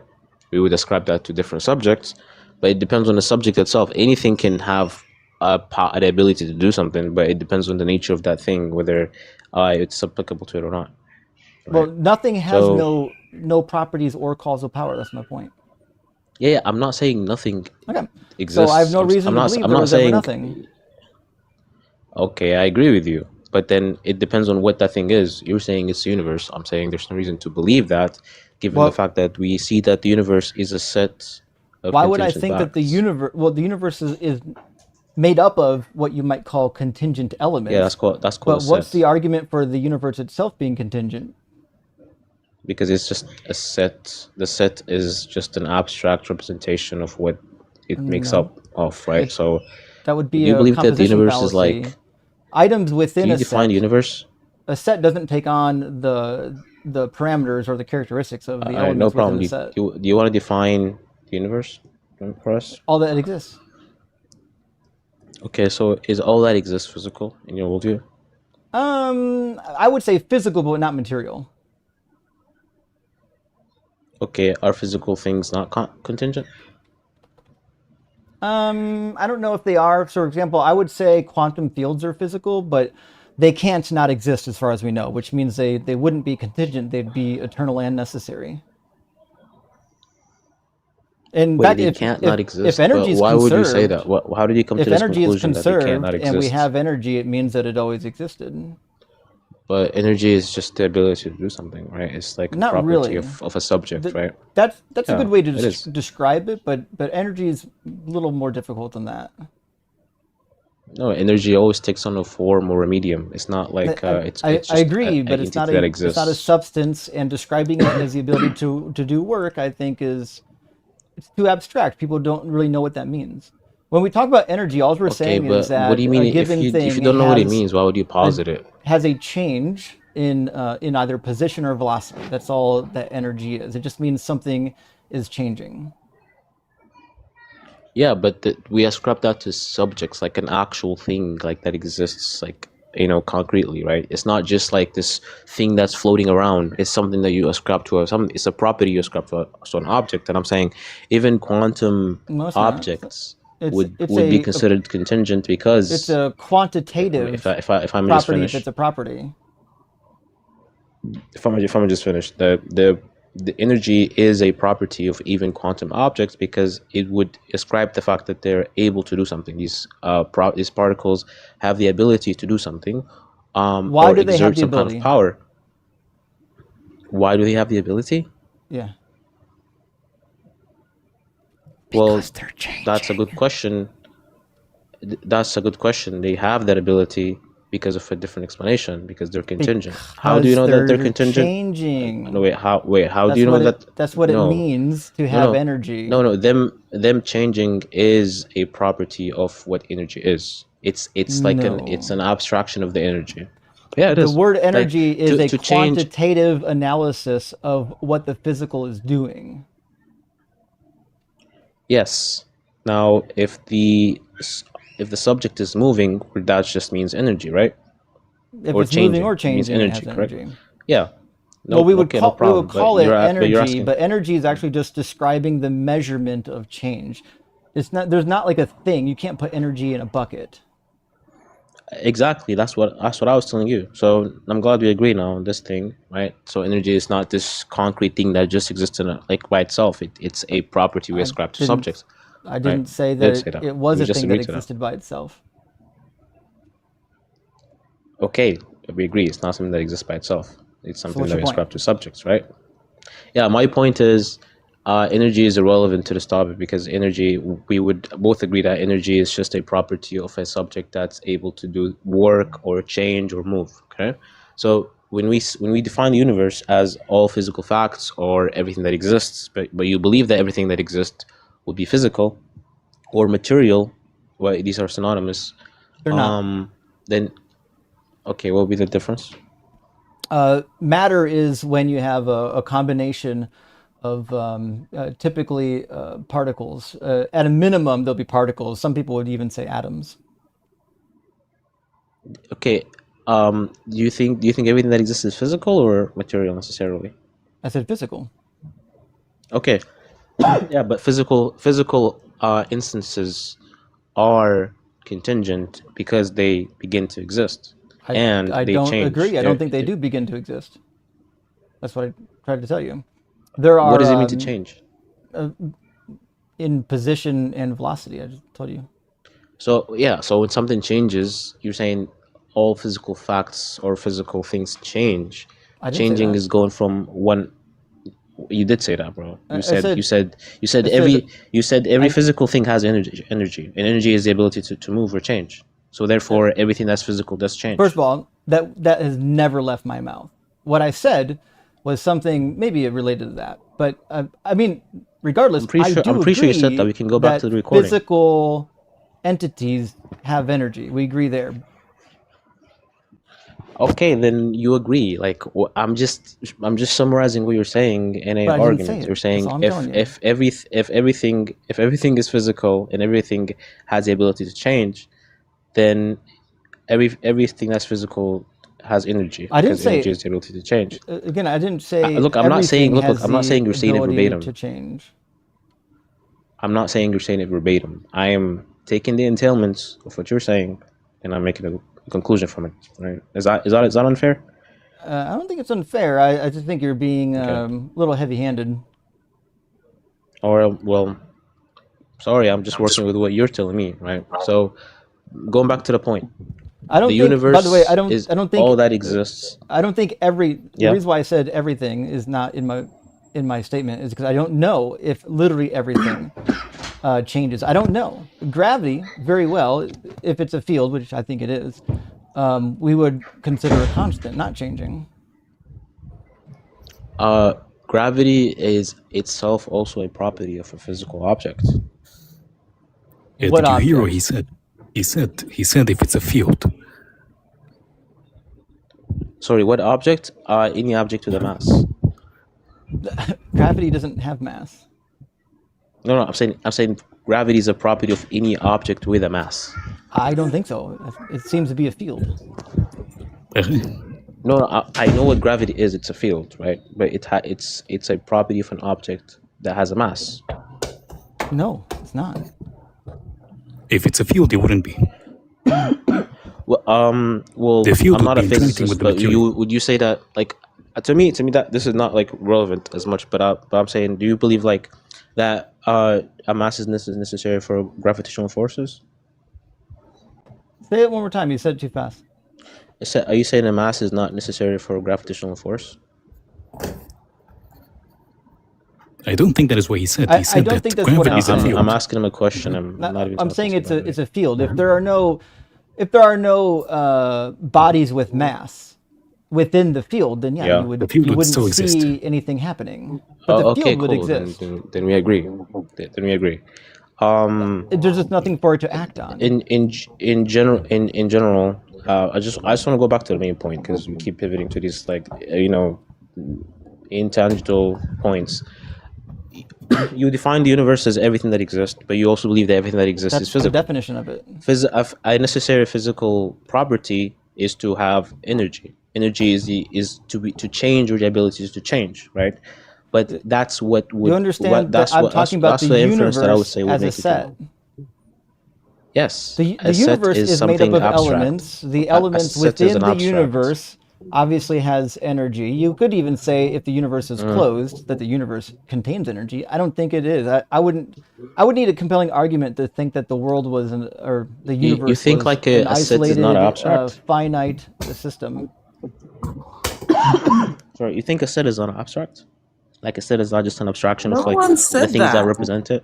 It's like I'm asking We're him a not question. talking about I'm asking him a question. set theory here. I'm You need to asking clean him out a your ears, question. buddy. I'm asking him a We're not question to talking about clarify. set theory though. I'm asking him a question to clarify. Okay, an irrelevant one. So Like- deconstruct. Do you believe that this set is an abstract or a concrete thing? Well, it can be abstract, like sets of numbers. Can But be you can also like okay. So, you can so when you talk also about the have universe, sets of yeah. like physical things or sets of material, but they're still kind of abstract. When you describe a set, you're personally putting a boundary on It's either something. abstract or concrete. You can't. It can't be both. Okay, the set itself is abstract. The elements are typically Okay, concrete good. or abstract. Okay, good. So the elements of the set can be concrete or abstract. The set is necessarily abstract. Okay, cool. We agree. The universe is a set of concrete objects, right? It's not just abstract. So the set of What do you mean the by universe here would just represent concrete the objects? set. What do you the think set that be means? like things that exist outside of the mind.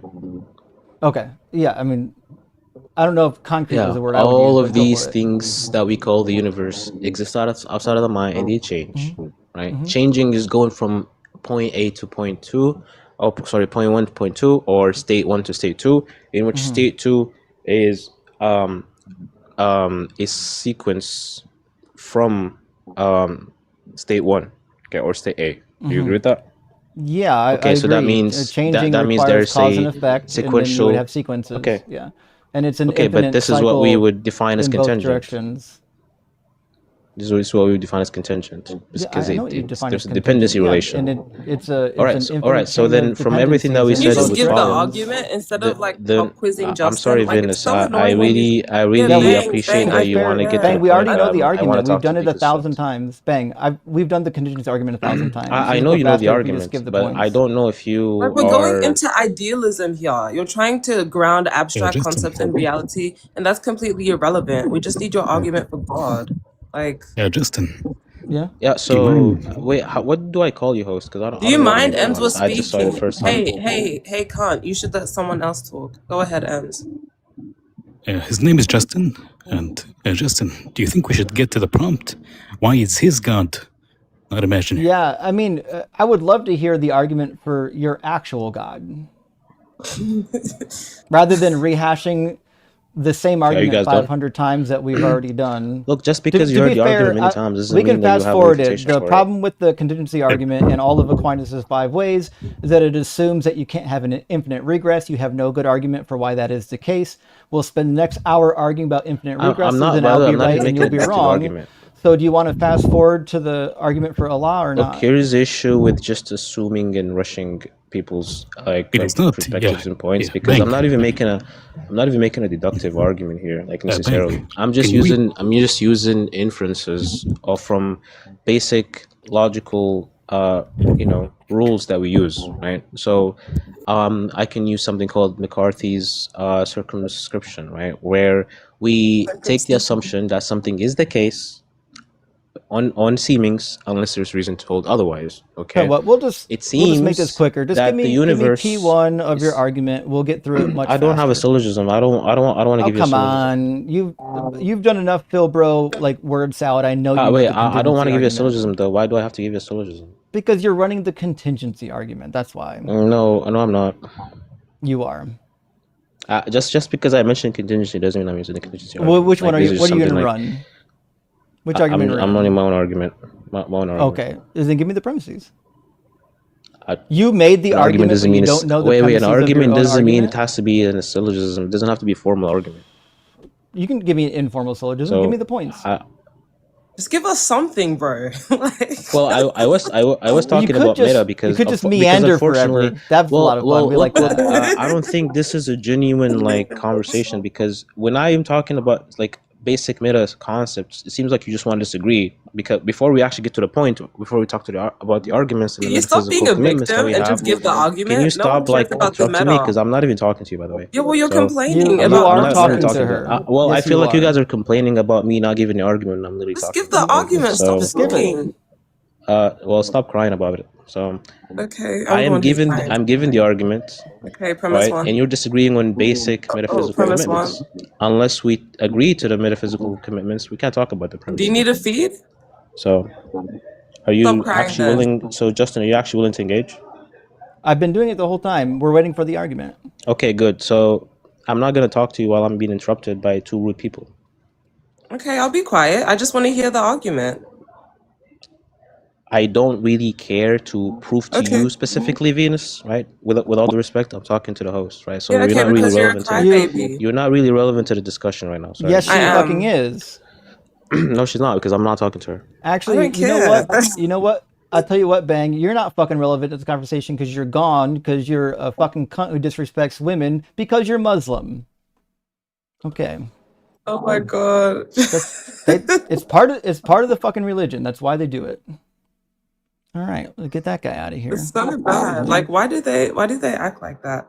But Because Justin, they- don't worry. they These have guys nothing. didn't offend me. I'm so used to it as someone who dwells in the philosophy space. Like, they're so disrespectful, but I don't personally care. Ems, the Like, amount he's just of trying to times- use me to. He's trying to use me to divert from the argument. That's what they do. Yeah. The amount of times Ems and I have seen a Muslim guest come up here and refuse to talk to a woman is crazy. It happens at least 50% of the time, at least. Because they get so mad that a woman's going to make them look stupid. Like, it tears them. They can't sleep at night. Like, I swear, these people, before they go to bed, they check in their closet and under their sheets for a woman who knows how to argue. Like, it's crazy. Oh, well, let's grab a couple super chats, and then we're going to get Omnipotent Mango. Not a name I've seen yet. Siphus Ignitus. The New Testament authors came up with it from Greek mythology, which is why the names or certain places' ideas are actual gods in Greek. Hades, underworld, Thanatos equals death. So you're not entirely wrong. The New Testament's obviously a mix of Greek and Jewish ideas. It would be uncharitable to say that the Jewish people did not adopt the Greek phrasing for Hades. We see it in other Greek literature. You can find it in the Talmud as well. In fact, I've got it documented. Let me give you an occasion for when that happens. Let's see. So, oh, Josephus even mentions it. But let me grab. There are, oh my God, there's so many mentions of it. I believe the Dead Sea Scrolls as well. Yeah, the Dead Sea Scrolls mention Hades quite a few occasions. Josephus mentions Hades twice. In the Testament of the 12 Patriarchs, it mentions Hades twice. In the Apocrypha, you know that, it mentions Hades 1, 2, 3, 4, 5, 6, 7, 8, 9, 10, 11, fuck, 12, 13, like 20, about 25 times. And then, let's see, did I get the Talmudic sources in here? Did I miss those? Where'd I put those? You know what? I didn't write down the Talmudic sources for Hades. I better go back and get those. My apologies on that one. I thought I had gotten those. My bad, my bad. But yes, the Jews did adopt it. They were like super Hellenized for sure. The Christians were. Scott says, let's just say it to Christians bluntly. The gospel writers scoured the Old Testament for anything they could say was about Jesus, then wrote gospels around it. Scott, I mean, that's basically it. That's what happened. They had a dead Messiah. They weren't willing to move on like adults. And they said, no, no, no, no, he's coming back. And you know why we know this? Because we scoured the Hebrew Bible. And guess what? We found some passages that are obviously about him, even though the context clearly says otherwise. Our word, you're good to see you, Robin. Your show has helped Atheists United, SLO, argue for atheism. That's what the fuck I'm talking about. I appreciate that. Last night, at our farmer's market booth, a woman said that she deconverted because of us. And that's because of you. Thanks. Rock hard for Doug. Well, hell yeah, Robin. I love to hear it. People in real life. This is real life, y'all. We're doing stuff out here. And from David Burke, thank you for the additional super chat. Apologies. Et sec is Latin for and following. Oh, that's a new one for me. That happens when you become a lawyer. You have to learn, or in medical, I think you learn a bunch of Latin words. Sorry for law, bro. It's going to be okay. I promise it'll be all right. P.S. Brother is electrical engineer and crazed Christian. You know what? I'm actually shocked, pun intended, about the amount of electrical engineers who are still Christian. It's a weird one to me. Roasted him with my DZ PhD. How about that piece of merch? Oh, that might be a dollar maker. Listen, a DZ PhD piece of merch might be worthwhile. I have to look into that. I'll pray about it. I'll let you know what comes back. But we have Omnipotent Mango coming in. Let me grab Omnipotent and we'll get the next conversation rolling here. Welcome in, I love the Omnipotent super chat. Mango. Can you hear me? I can hear you. There's some background noise. It sounds like there's a fan. Yeah, I can turn that off. Yeah, you might have to. It sounds like you're on speakerphone and there's a fan. Sounds like you're in the fan, to be quite frank. Is that better? Yeah. Sorry about that. I don't know if this is the appropriate place for this. I just discovered you fairly recently, so I'm not sure what your rules are, I guess. But I mostly just have some questions, more so than any like debate or anything like that. Well, these are debate streams. Unfortunately, I do typically 1 or 2 live streams a month on Sunday night for Q&A. You're welcome to come by on a Q&A and ask whatever you want. But everyone's here to see a robust debate. And be honest, if I turn it into a Q&A, half the audience is just gonna leave. That makes sense. Man, sorry though. But find me on a Sunday night. Sounds good. Thank you. All right, cheers, friend. Yep. Well, it's glad to know there are people watching at least. Let's move on to Dahlia and then Survivor. I think I talked to a Dahlia just recently. We'll find out if it's the same one. Welcome in, Dahlia. Are you at least 18? Dahlia? Oh, I'm here. Oh, there you go. Yeah, how you doing? Sorry about that. No worries. Dahlia, are you at least 18? Yeah. Oh, yeah, we spoke before. Yeah. When was it? How long ago was it? Oh, I was on there yesterday, but my phone kept acting up, so I wasn't able to join the conversation. That's right. Okay, I remember now. Well, it seems to be Yeah. okay. Yep. So Dahlia, which God do you believe in? I believe in the Christian God. Sure. And why? That's what I wanted to talk to you about. Hmm. I have I have plenty of like I oh, I'd experiences in which I experienced, witness, things happen in the physical to the point where, I just accepted that God is both real and good. I witnessed someone be healed from HIV. I also witnessed Do you have the documents?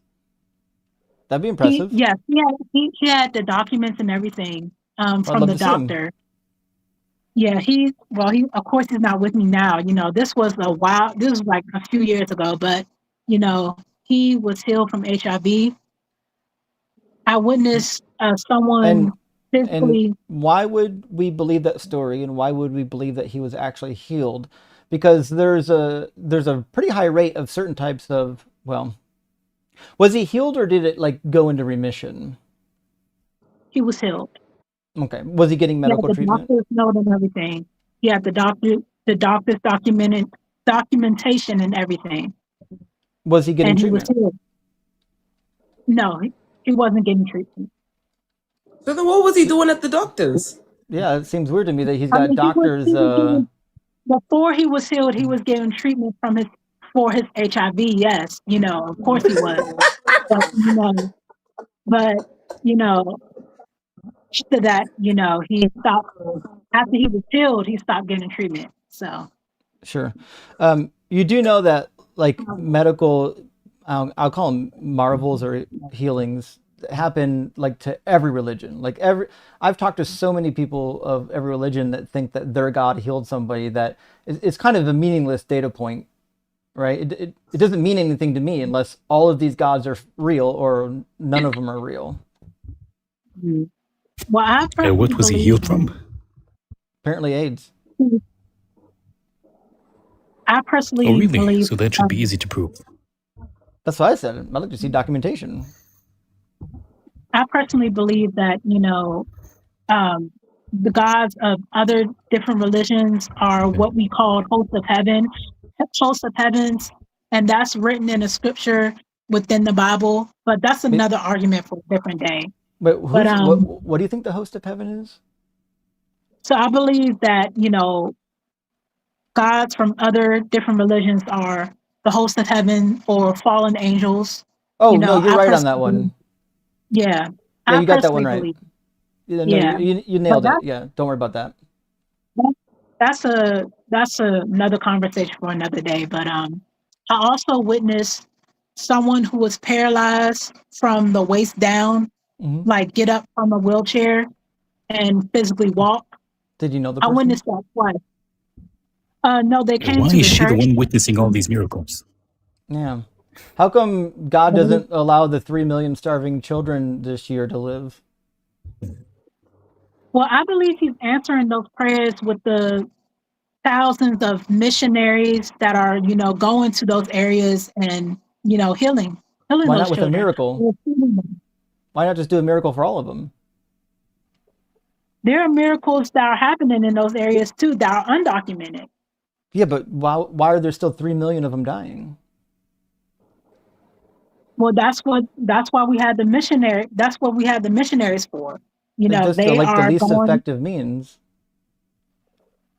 I mean, but he's just answering the prayers, though. I no, he's mean, not. They're that's an answered dying. prayer. They That's an prayed for the answered prayer. babies to die? No. You pray for people for more laborers to come to the kingdom of God, just like it's Oh written in the no. scripture. No, I wouldn't pray for that. I'd pray for the kids to have food. Well, yeah, that's what the laborers are for, to give them But food. God could do it without the laborers, right? Yes, I mean he can. That's true. Because if he's healing people, if he's doing miracles, then like there's no reason why he couldn't do a miracle for the babies. He doesn't have to keep it like within nature. He can just do a miracle. Just make food appear. That's true. Right? I also witnessed.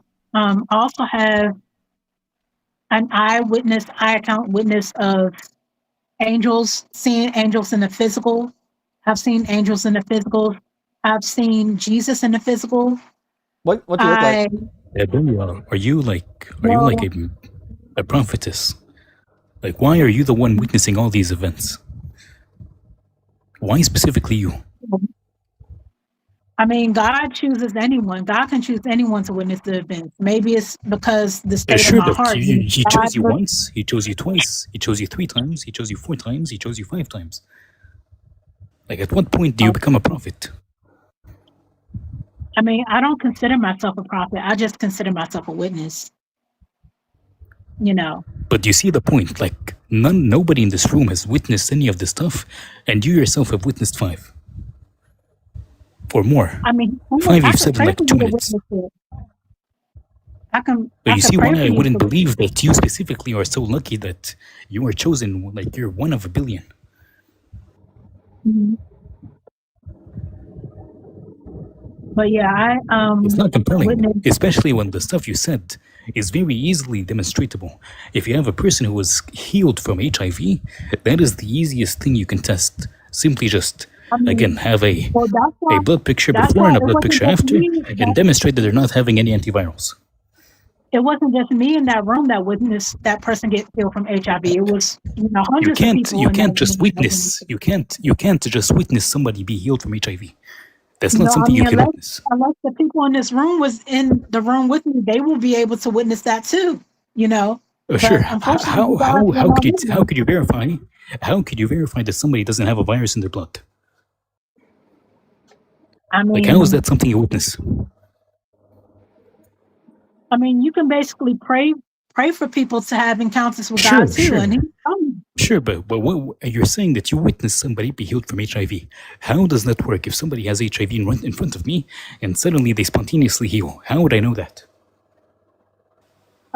Doctors know. I mean, the doctors know. So wait, you Can said you vault witnessed the it happening. document. You vault the Sure, you documentation said from the doctor.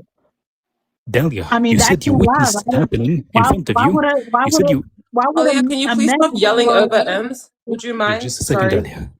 But what I'm trying to say is you said you witnessed it happening, meaning it happened in front of you, meaning you didn't just wait for him to go to the doctor and come back. And if he went to a doctor, quote unquote, what are the tests they did? what is it? I'm not pretty sure what the test they did, but all I know is that he Then how would brought you the know? document. Then how do you know? I mean, he brought the legit document to Hey, the church. To the so- church. Sure, but that is not what you So- said. You said you witnessed it real happening quick. in front of you. Real quick, Ems is a medical doctor, just so you know. So he does have some expertise here. So I'm going to let him take this discussion on. But also, I've got to use the restroom. So Venus, you're in charge. Fuck them up if they act up. So, the reason I'm asking is because you said that you witnessed it happening. If I say that I witnessed something happening, that doesn't mean that I saw something happening in which I did not see any event, like come out of it. Then I waited for a doctor to come in a few days later and tell me that it happened. So what are you saying? You're saying he's not healed because he brought the documentation to the church, the actual papers. What? He brought Sure. the papers What is the to the church documentation? and he was healed. Uh-huh. The You do realize he documentation would said be there one. was He would be no one. HIV. He would That's be what the one of like documentation 4 or 5 said. people. He would be one out of 4 or 5 people out of hundreds of millions of, or maybe is it tens of millions? Like I believe it's high tens of So that millions or doesn't low mean hundreds of that it's not millions of possible. HIV patients. That doesn't But mean again, that it's not possible. no. It's not about it not being possible. If his doctor saw that his patient was cured of AIDS or HIV at this point, then he would write something about it because he would be writing a 1 in like a few hundred million or 1 in a few tens of millions. Case. Yeah, the doctor would have Like documented I wouldn't it pass that somewhere. up. There'd be a case report, I like wouldn't pass that available. up. And this isn't just a case report. This is one in like tens of millions. He was healed. I witnessed it. I lied to you not. What's I his name? promise you, I'm not lying. He was healed. What's his I name? forgot his name. It was years ago, but You I can't, witnessed him be healed. Delia, I witnessed. you can't promise me something in which you do not know. How, You how, cannot how, verify that how he can you had say HIV in that the I don't past. know You what I'm cannot talking verify he about? had HIV in the past. You cannot verify. I So could you organize basically something in saying which I I'm have lying. somebody come on and say that he has HIV. Say it again. So you're saying that I'm lying What were you because saying? I'm telling you the truth. I witnessed it. It was a No, long time ago, but I I'm saying you witnessed it. cannot. I'm saying that you cannot have the. I'm saying you cannot witness something like that. Because you cannot just witness a virus being annihilated from somebody's blood, and you wouldn't even know the tests required to be able to verify that somebody had HIV and that they no longer have it. So you're saying he's A lying that person he on has antiretroviral drugs, HIV. a person on antiretroviral drugs becomes undetectable, meaning that their blood is indistinguishable from a person without HIV if they're just on the therapy. How would you know he's not taking therapy? How would you know he had HIV in the past? How would you know that the doctor's note, quote unquote, is not fabricated? How would you know anything? How would you know any of the things you're saying? You can't. So you're basically saying he was lying? 'Cause what reason does someone have to lie about having HIV in the first place? Why would he go Potentially. to a church To demonstrate a that? miracle, to have donations being sent to the church. Oh man, that doesn't make sense. In You fact, know, you go on It your yeah, it whole does. way does. just to lie and have Yeah. HIV. Yeah. So he There are cases of it. There's there are cases of also it here. 5 out of every 1,000 tests are a false positive. Oh, fuck. So about 0.4. I don't know if I read the. I don't know if I did the. I wouldn't, but I wouldn't attribute statistic right. that like that So alone because we 0.5%. usually do. I wouldn't attribute that alone, but the point is again that if he's on therapy, then after a while he would be undetectable. You wouldn't be able to tell that he has HIV. But he was completely healed. If God completely How healed would him, you why know? would he How need would to you take distinguish? therapy? How Do I would you know? Because he how bought would you the distinguish? documentation.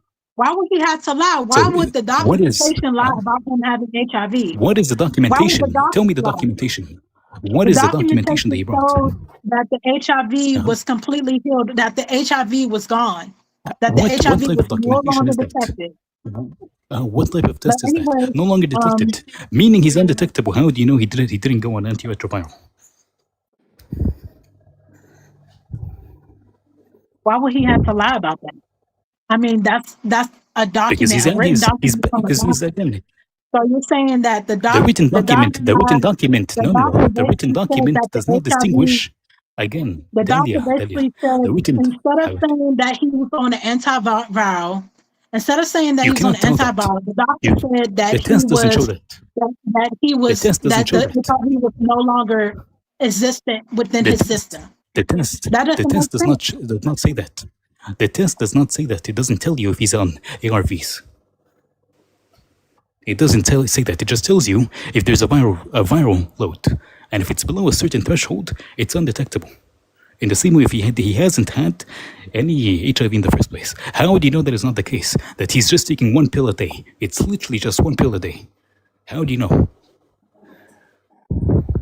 But why would he take one pill a day if the HIV is no longer within his system? How do you Why know would he it's not? take, How do you know it's no longer within his system? because he told us. Because the documentation shows Okay, that the and HIV was no longer detected. the The documentation would show the same if he's taking the pills. But you just said the documentation wouldn't show that. It So wouldn't show what? that he is not taking them. It shows that there is no viral load, or that the I have more to share viral load too. is so low that it's undetectable. Can you listen to what I'm saying? Again, the documentation, the tests would show that the viral load is undetectable, which is a result of the drugs.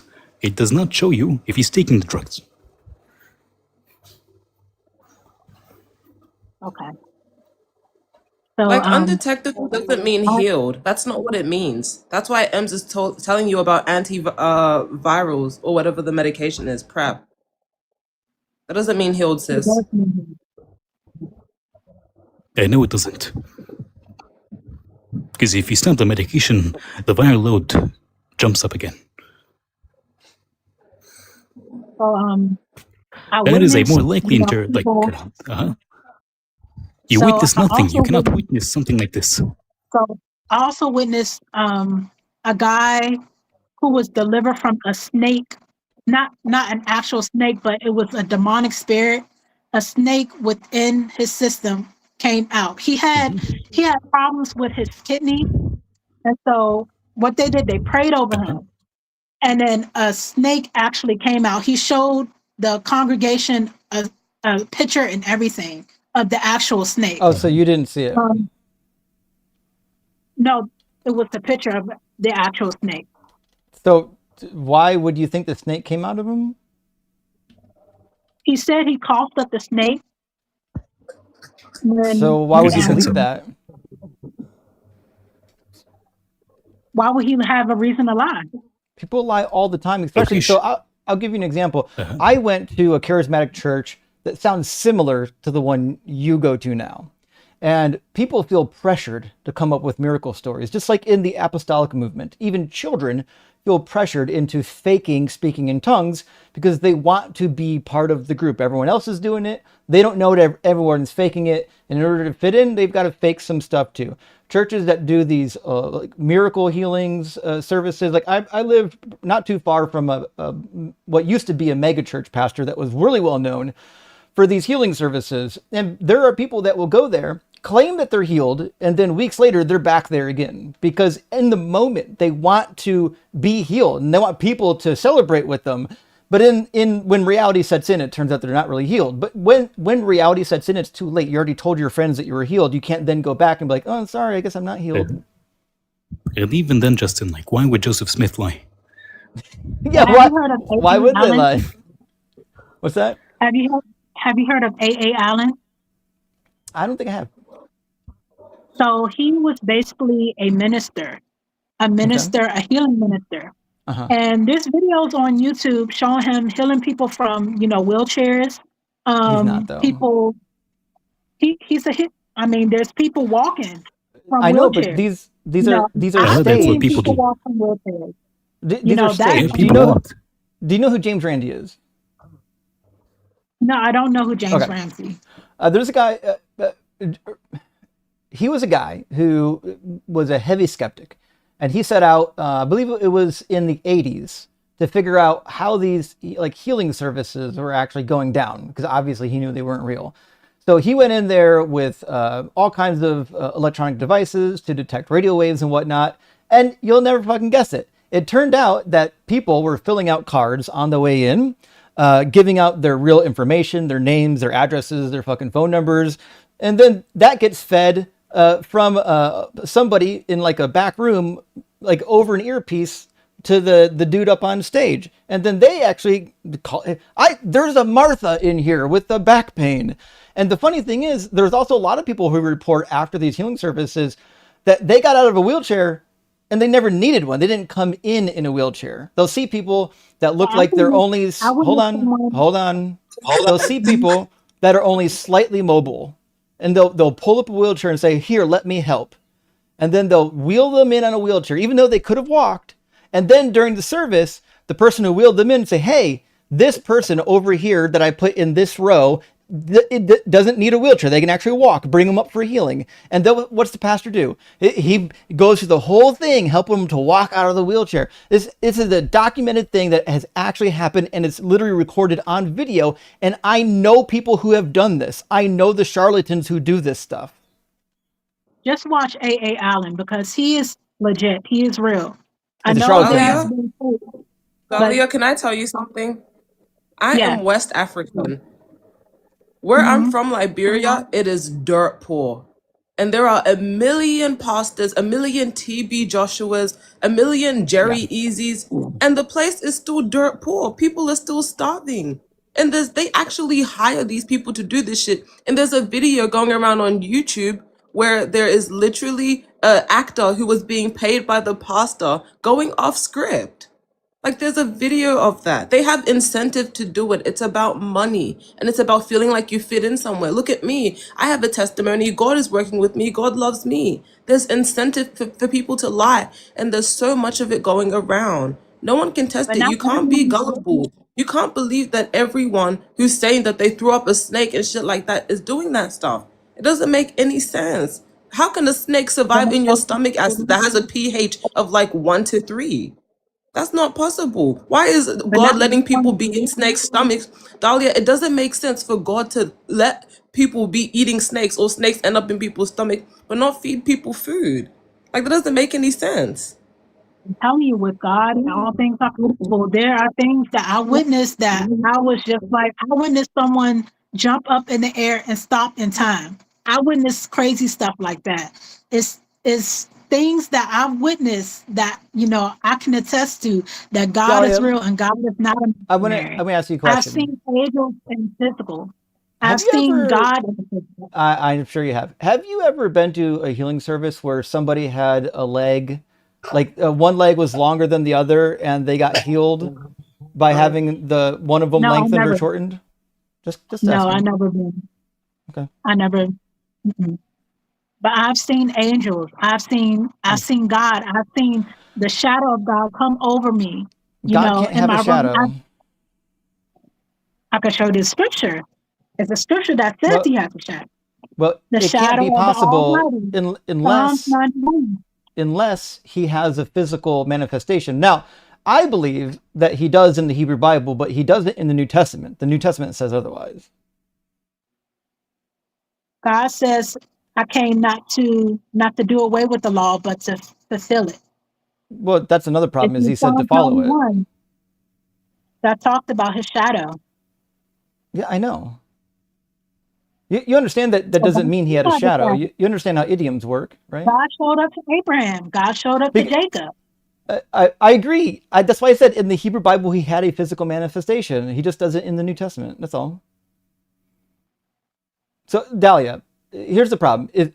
I've had a lot of experience with these fake healing charlatans. I know some of them personally. I know that this is a ruse, I have and I've experienced with seen it radio. happen. My I've father seen it was healed happen from many cancer. times. This is something that is happening to you.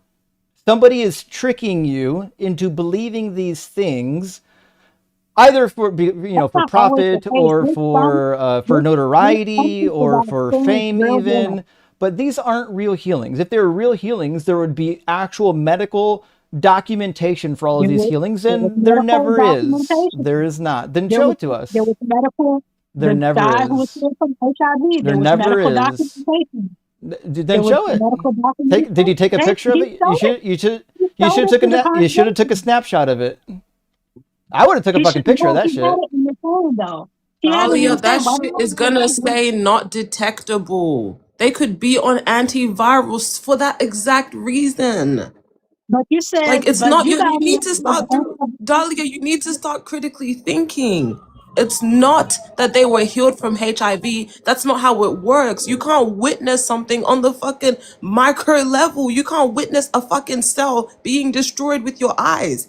You can't look in their blood with your eyes unless you have a I'm microscope telling to you. say, Dahlia, listen to me. You can't look at You their gotta blood with believe. You gotta do you believe in mind? God. Hey, I'm being You nice to you. gotta Don't piss believe me in off. God. Do you mind? Dahlia, Do you mind? just Thank You chill. you. gotta believe in God. God is I know real. you're fighting. God I is know the real. cognitive dissonance in you Dahlia, is the frightening. proverb says that with many words, transgression is not lacking. So pause it. You're muted. No one can hear you. Go ahead, Venus. Like, she fucking threw my train of thought off. But you can't see someone's blood to say that there's no HIV in there. That's not how it works. There's no special HIV just floating around. You can't see that. All you do is you rely on the scientific method to test your friend. Your friend also went on treatment that you said. That treatment was probably the antivirals we're talking about. That makes it non-detectable. That doesn't heal or cure you, okay? It just means it's not detectable. You're never going to find on a piece of paper, you are healed from HIV now. You're not going to find that. And if they were, it would be published for us to all look at because that's a very, very rare case. Multiple people, multiple doctors would want to peer review that and test that. So that's not what happened. They weren't healed from HIV. Please stop saying that. That never happened. Am I unmuted now? Yeah. Am I muted? So the Mhm. paper didn't actually say he was healed. It said it was non-detectable. It was non-detectable. And he showed it to the congregation. Now, as far as the antiviral, you said that it will show on the paper whether or not he was taking antivirals or not. Okay. Yeah. All he said that it was undetected. Now, someone can look at their genitals, which I'm sure he probably did, and see that the HIV was gone, you know. But I'm just What the showing you, fuck are the you things in which I've talking about? seen. I've seen You looked angels. at his I've nuts, did seen, you? You looked at his nuts no, to see that the no, I HIV looked was at the gone? documentation, of course. I look at the Okay, and it said documentation. non-detectable. It said non-detectable, which doesn't mean healed.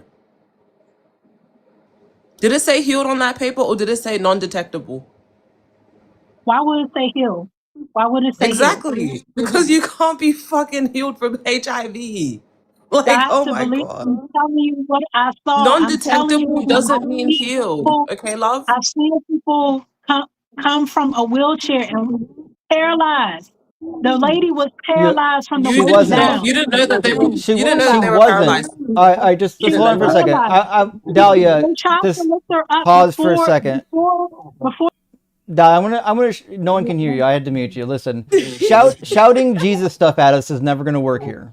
So I'm going to show you a 3-minute video, 4-minute video, about 3 minutes of Peter Popoff showing you the goofy tricks that these people are pulling that convince people like you that these miracles are happening. I'm telling you, these are not miracles happening. They're not real. These are people being hoodwinked, and we're trying to help you to find out, to let you find out that you're being hoodwinked. They're tricking you into believing that this is actually happening.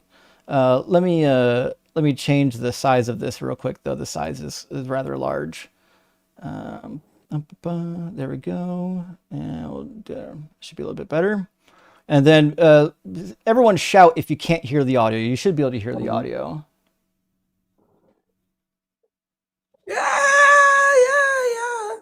Oh, you can't hear the audio? It did not import the audio. Son of a You guys bitch. know that Whitney Houston in the microwave meme? That's what I was trying to do. I can import it though real quick. Give me a second. My auto import did not auto import, but I can auto import that shit. Hold on. I'm just gonna put it on the Safari web browser real quick, and then import Safari on my soundboard, and we'll get it. Sorry about that. I didn't realize that audio pipeline was not plugged in. So let me just copy and paste this to the other browser, and then import the audio real quick.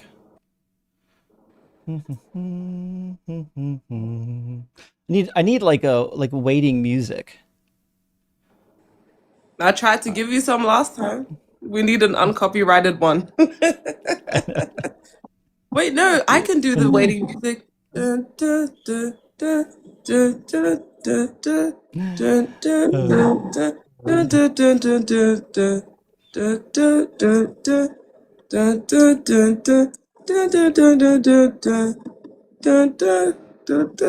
This is really good, actually. This is my favorite, actually. Okay. Now I'm thinking y'all should be able to hear it. Cancer with your fist. Yes, we can. At the time, Popoff was pulling in nearly $4 million a year, healing people on his miracle crusades. You've got cancer of the stomach? Are you ready for God to burn that cancer out? Here it goes in the mighty. Oh, fuck. Devil, back off. Back off, devil! Woo. Hallelujah! Hallelujah! You really believe you're healed? Yes. You think your cancers are gone now? Yes, I believe that because God never lies and we stand in His word. Praise the Lord. I tell you, from now on, you're going to have a song of victory in your heart. Amen. To his followers, Popoff seemed to have divine powers. Is it Gould? Alice Gould? He knew their names, Stand up, Alice. as well as the afflictions they'd come to cure. God is touching that thyroid condition right now. God is touching your nerves right now. God is touching your eyes. Just lift up your hands, get ready, here it comes. He also knew the personal details of their You're going to lives. hear good news from Charles before everything is over. I'll tell you, he's going to be completely delivered because of your prayers, because of your faith. Here it comes, complete healing in Jesus' mighty name, right now, right now, right now. Amen. It's all right to praise the Lord. I suspected that Popoff's revelations were other than divine. The radio scanner we brought to the hall picked up a decidedly worldly source. Hello, Petey. Can you hear me? If you can't, you're in trouble. John, is it Popoff was being prompted by his wife through a wireless earpiece. John? Deary Johnson. She'd gotten her information from prayer cards filled out by the faithful before the show began. She wants to get rid of the walker. You want to get rid of this walker, sister? Oh, glory. How long have you been walking on that walker? About 3 years. 3 years. She lives at 1627 10th Street. 1627 10th Street? Is that right? That's right. She has arthritis all over. Burning this arthritis right out of your body. Take a few steps just to make the devil mad. Hallelujah. That's it. Just move around a little bit. There she goes. Just walk with me. Oh, glory to God. She's not going to need that walker anymore. God's just putting new strength, new health, burning that arthritis out of her body. Just keep going. Hallelujah. Hallelujah. I was able to arrange for another broadcast of the Miracle Crusade on The Tonight Show, but this time the wireless prompting was included. In 1987, Peter Popoff declared bankruptcy. Greater is he. Greater is he. So that's what these people do. They don't do real healings. No one's getting healed. To read this. I'm gonna turn that off. This is not something that's really happening in real life. They're tricking people, and they do it a lot. This is not like a one-time occurrence. This is a usual occurrence.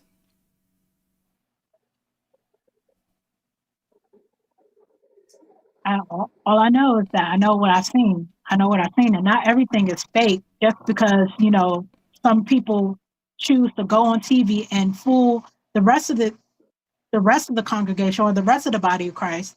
There are some people that are actually walking, with God, have the power of God, and are able to heal people simultaneously. That's your There are some assumption. people that walk with God. No, that's not my assumption. That is what I It witnessed. certainly is. You didn't witness it That's because not you the- don't it's not just the- know that any of those people were healed. You just believe it that they were healed. And it's not just the documentation of the guy with the HIV. I've seen angels before. I've Tell seen me about the angels come in angels. my What room did and what do they look speak to like? me. They were as high as the ceiling. They were as high as the ceiling. They had on all white, glistening, glistening all white. And their what'd they tell you? the voice was terrible. The voice was terrible, as in, frightening, as in big.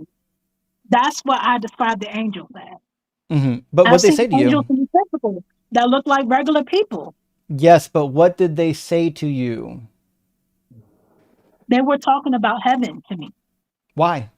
What's the point of the visit? Because I prayed for that. I prayed for So, that. so you prayed for angels to show I up and didn't- tell you about heaven, and God said, No, "Fucking I hey, get some prayed- angels down there." But the 3 million children that are starving right now, their parents on their knees sobbing, praying to God for literally just some fucking food for their kid to survive the week. God's like, I ain't got time for that shit. God does have time because he's sending Then missionaries why don't over then why to don't he this do it? area. But no, he's not sending missionaries. They're dying. He is. They're There are dead. missionaries being, Dahlia, they are dead. The babies are dying, which means there is no solution happening if they're still dying. You didn't fix the problem. If 100 out of 3 million get saved, you didn't fix the problem. It doesn't matter. He doesn't need the missionaries.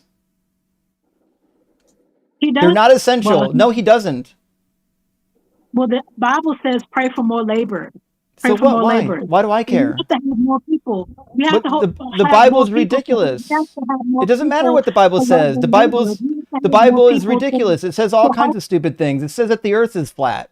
Why do I care what it says? How's that Wait, one scripture wait, wait. Do you Pray for think that the more earth is laborers. flat? No, I don't.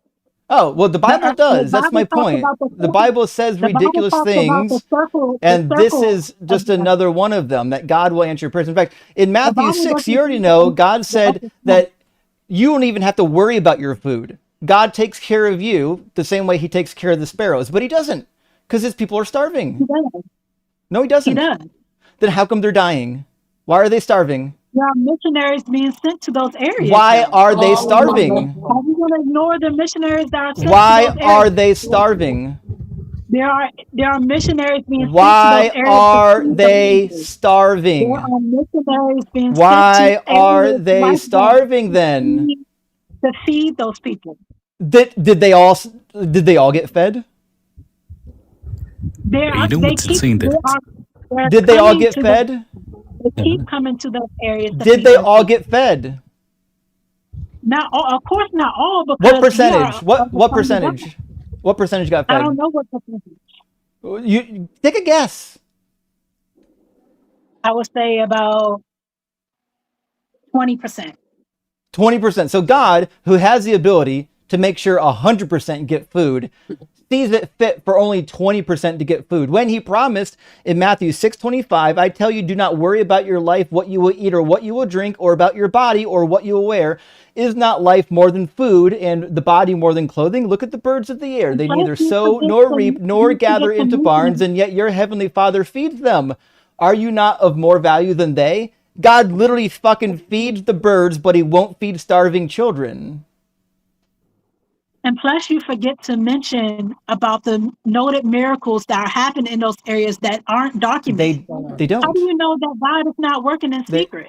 They don't. And they also don't happen in other religions. There's all kinds of other religions outside of the US where miracles are supposedly happening. They're not happening there either. Dahlia, why don't we see videos of these pastors in hospitals, Dahlia? Why don't we see them in the hospitals laying hands on people like Matthew, what was it? Is it Matthew or Mark? I've seen a video of a pastor lay ending, hands on like the people. ending of Mark says. Dahlia, why don't we have videos of these? Do you mind? Why don't we have videos of these pastors going around to hospitals and healing people, and doctors checking right after they're done laying hands and seeing that there's no HIV in their blood? Why don't we have that? If I could heal people, I'd be at every hospital I could find, fucking healing everybody. Okay, well, that's the prayer. Let's hope he answers it. But it doesn't get There was answered. actually a study done on prayer, Dahlia. And do you know what's funny? The people that were being prayed for actually had a higher rate of not being healed from whatever they were being prayed for, or they had a higher rate of unsuccess, as opposed to the people who weren't being prayed for. There's been studies done on prayer. It doesn't work, Dahlia. It works at the flip of a coin toss. You have to actually do shit, and then you'll say, oh, after the fucking 20-hour surgery to remove a fucking complex brain tumor, the doctors are sweating, dry heaving, their eyes are burning. And you guys have the audacity to say, amen, after these cunts dedicate their life to helping you guys. Like the people I'm fucking studying with. Like, you can't be serious. Like, tell us, Dahlia, why aren't they in hospitals healing every child with cancer out of that ward? I follow a pastor right now who is doing that. Answer the Okay, question. what's he called? What's he called? What's his name? Charles Cato. What's his name? Okay. He doesn't document it online. I'm sure he wouldn't. What's his name? But What's his name? he's going to hospitals and he's praying for people. I'm sure he is. What's his name? praying for them, but that doesn't do anything. Charles Cato. Charles who? Charles Cato. He's not How do you like spell a big it? CharlesCato.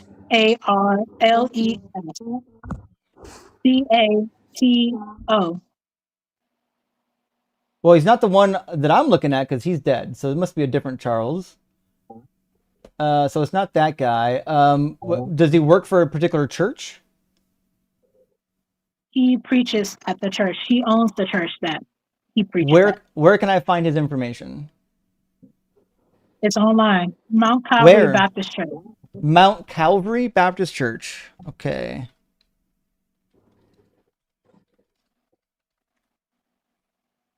Let's see. Bishop Charles E. Cato Sr. And I'll bet I've seen this so often. I will bet fucking money that he has nothing but fake degrees behind him. How much you want to bet on that? He has a real degree in theology. I doubt it. I doubt it. Theology. I will He bet does. money. I've spent over a decade researching people with fake degrees within this field, At a Bible and college. I'll He bet has you a real money. degree. I will bet you money that it's an has- unaccredited Bible college with only 100 students. We can Bishop bet. Charles We E. can Cato bet. Sr. was born, I don't need when he was born. Let's see. He migrated to Maryland to attend Bible college and seminary. Interesting. It doesn't say which Bible and college and seminary. I don't know why that is. In 1981, Bishop Cato organized the Mount Calvary Baptist Church. Interesting. We don't hear about where he actually got educated or what his level of education was or if he even completed his master's degree. That's really interesting. And he teaches at a school, but he doesn't have a PhD, which means the school that he teaches at is garbage. You don't get to teach at actual universities that are accredited until you get your PhD. It's part of the accreditation process. What school does he teach at? It's a Bible college in What's it Atlanta, called? Maryland. What's it called? I forgot the name. But it's a Bible college in Atlanta, Maryland. How many students go there and where is it? It's on. You can search up Bible College on Good Luck Road. I know where it's at. Mm-hmm. And? You can search up Bible College on Good Luck Road. I know where it's at, but does your just, website have a link to it? No, it doesn't. So your own website doesn't have a link to it. It does have really cheesy clip art, though. I'll show you what I'm talking about. Hold on. Dun, dun, dun, dun. This is a really people your brain. You sold them your brain. This is really bad. Yes, this is actually sad. Actually, Mount Calvary School of the Bible. I assume that's the name of it. Is that the name of it? No, that's actually one of our Bible schools for the youth. Okay. So School of the Bible is for the kids. Yeah, that's for the kids. Okay. Where do you think I'd be able to? What do I need to search to find this particular college? I would just search a Bible college on Good Luck Road. That's all the information. Good Luck Road? Yes. Okay. Let's see if it comes up.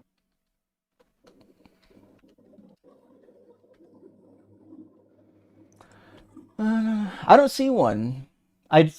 Charles Cato Bible College, Good Luck Road. What's the name of the town? Lanham. Lanham? Lanham. Lanham. Maryland. Yes. Lanham Christian School? Yes. Here we go. Let's see what we got. Let's see, National Honor Society. Where's the accreditation? That's not it. I got to be honest. This website, the website actually looks better than what I expected, and these are truly kids, not college students, I think. It says there is no Bible college on Good Luck Road in Lanham, Maryland. You may be thinking of the Lanham Christian School, located at 84. At least not an official one. They could just be in a building calling it a Bible college. Do you think that this is just one of those fake, hey, meet in my basement type of schools? Have you been there? No, it's not. It's not. Have you been there? I've seen the college. No, I rode past it. Sure.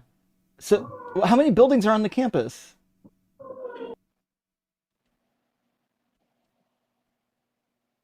How many buildings? It's just one huge building. Gotcha. So it's a one building college, right? Yeah, I have to get off right now. I'll see you guys later. All right. Thanks for stopping in, Dahlia. This college, if this is the one she's talking about, even she said this wasn't the one she was talking about, but I actually am doubtful. I actually think this might be the one she was, because this is actually the only Bible college in the area. But I'm willing to bet money that, first of all, they're not accredited, and second of all, most of their professors graduated from that school. Let me see. Oh, they have elementary and middle school curriculum, high school curriculum. Oh, it's not even a fucking college. How are they calling themselves a college then? Oh, it just says Christian school. Well, I don't think there is a Bible college here. Let's see. Let me do this. This might be one occasion for Google AI overview to win. What Bible college does, I guess we'd call them fucking, if one of your leaders goes by bishops, they're a fucking faker, just to be aware. All right, Bishop, Charles Cato, teach it. And I'm willing to bet he's teaching a topic that he has no credentials in. Guys, I'm sorry for yawning on camera. I'm sorry. I got 4 hours of sleep last night. For me, it's 9 a.m. Okay, guys, I'm so sorry for yawning. It's There 9 he goes. fucking a.m. It says, Bishop Charles E. Cato Sr. does not teach at a formal external Bible college or university. Rather, he serves as the dean of the School of the Bible, housed within his own church, Mount Calvary Baptist Church of Lanham, which is what I kind of expected, which is this cheesy website right here, the one that I first had pulled up. Oop, wrong button. There we go. This website with the bad rotating clip art that's got his name on it. And it says the School of Leadership Development sold. What does that even mean? You sold the school? These are all coming apparently soon it's links. closed. Everyone's in chat is saying that it's closed. I believe that. I wonder if they have an address on Google Maps. They do have a giving link, obviously. But this is the School of the Bible website. There's one page. That's all you get. Why are there people? This is not a school. This is a business office. What is happening here? Oh, well. Anyways, I have a particular disdain for fake pastors with fake degrees because typically they show up like this asshat. They've got outrageous titles, fake degrees, and they convince poor young women like this that they're educated, that they're smart, that they're experts in what they're doing, and they fucking purchase those goddamn degrees online for $1,000, and now they're walking around like they've got an education, and people believe that shit. People are gullible. That's crazy. Man. Anyways, let me grab a couple of super chats, and we're going to get our next guest in here, which is Don't Bite Whom? Or is it Whomst? There might be some discussion had on this particular topic. It's hard to say. Narcissa, thank you for the super chat. So I will say right now, you heathens that don't use San Mazanos will face your maker. Wait, what's that? What's San Mazanos? Yep. Y'all know what that is? Anyone? I have no idea what that, and I gotta Google that one. Hold on. I've never heard of that. San. I guess I'm gonna meet my maker. Oh, it's a famous tomato. It says San Marzano tomatoes are famous, a famous plum tomato variety from Italy. Oh, interesting. Huh. So it says you heathen that don't you? Okay, well, so what you're suggesting is this is the best kind of tomato. That what you're saying?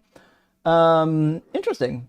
I didn't know Italy was well known for tomatoes. I was told, and I don't know if it's true, that it was initially imported into the region from Westerners who came back from the Americas. I could be wrong, though. Tammy says, omnipotent mango, you will know him by his fruits. True. And you will. And his cowardice.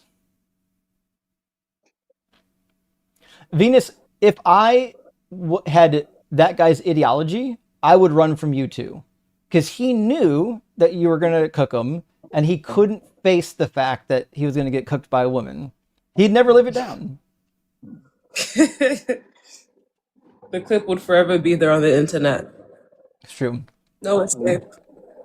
David, thank you for the additional super chat, buddy. He says, miracles, free will. I've been praying for my Tampa Rays and Bucks and my Cleveland Guardians and Brownies. You're not alone on that one. Clearly, God loves only half of my teams. Well, I'm going to tell you what.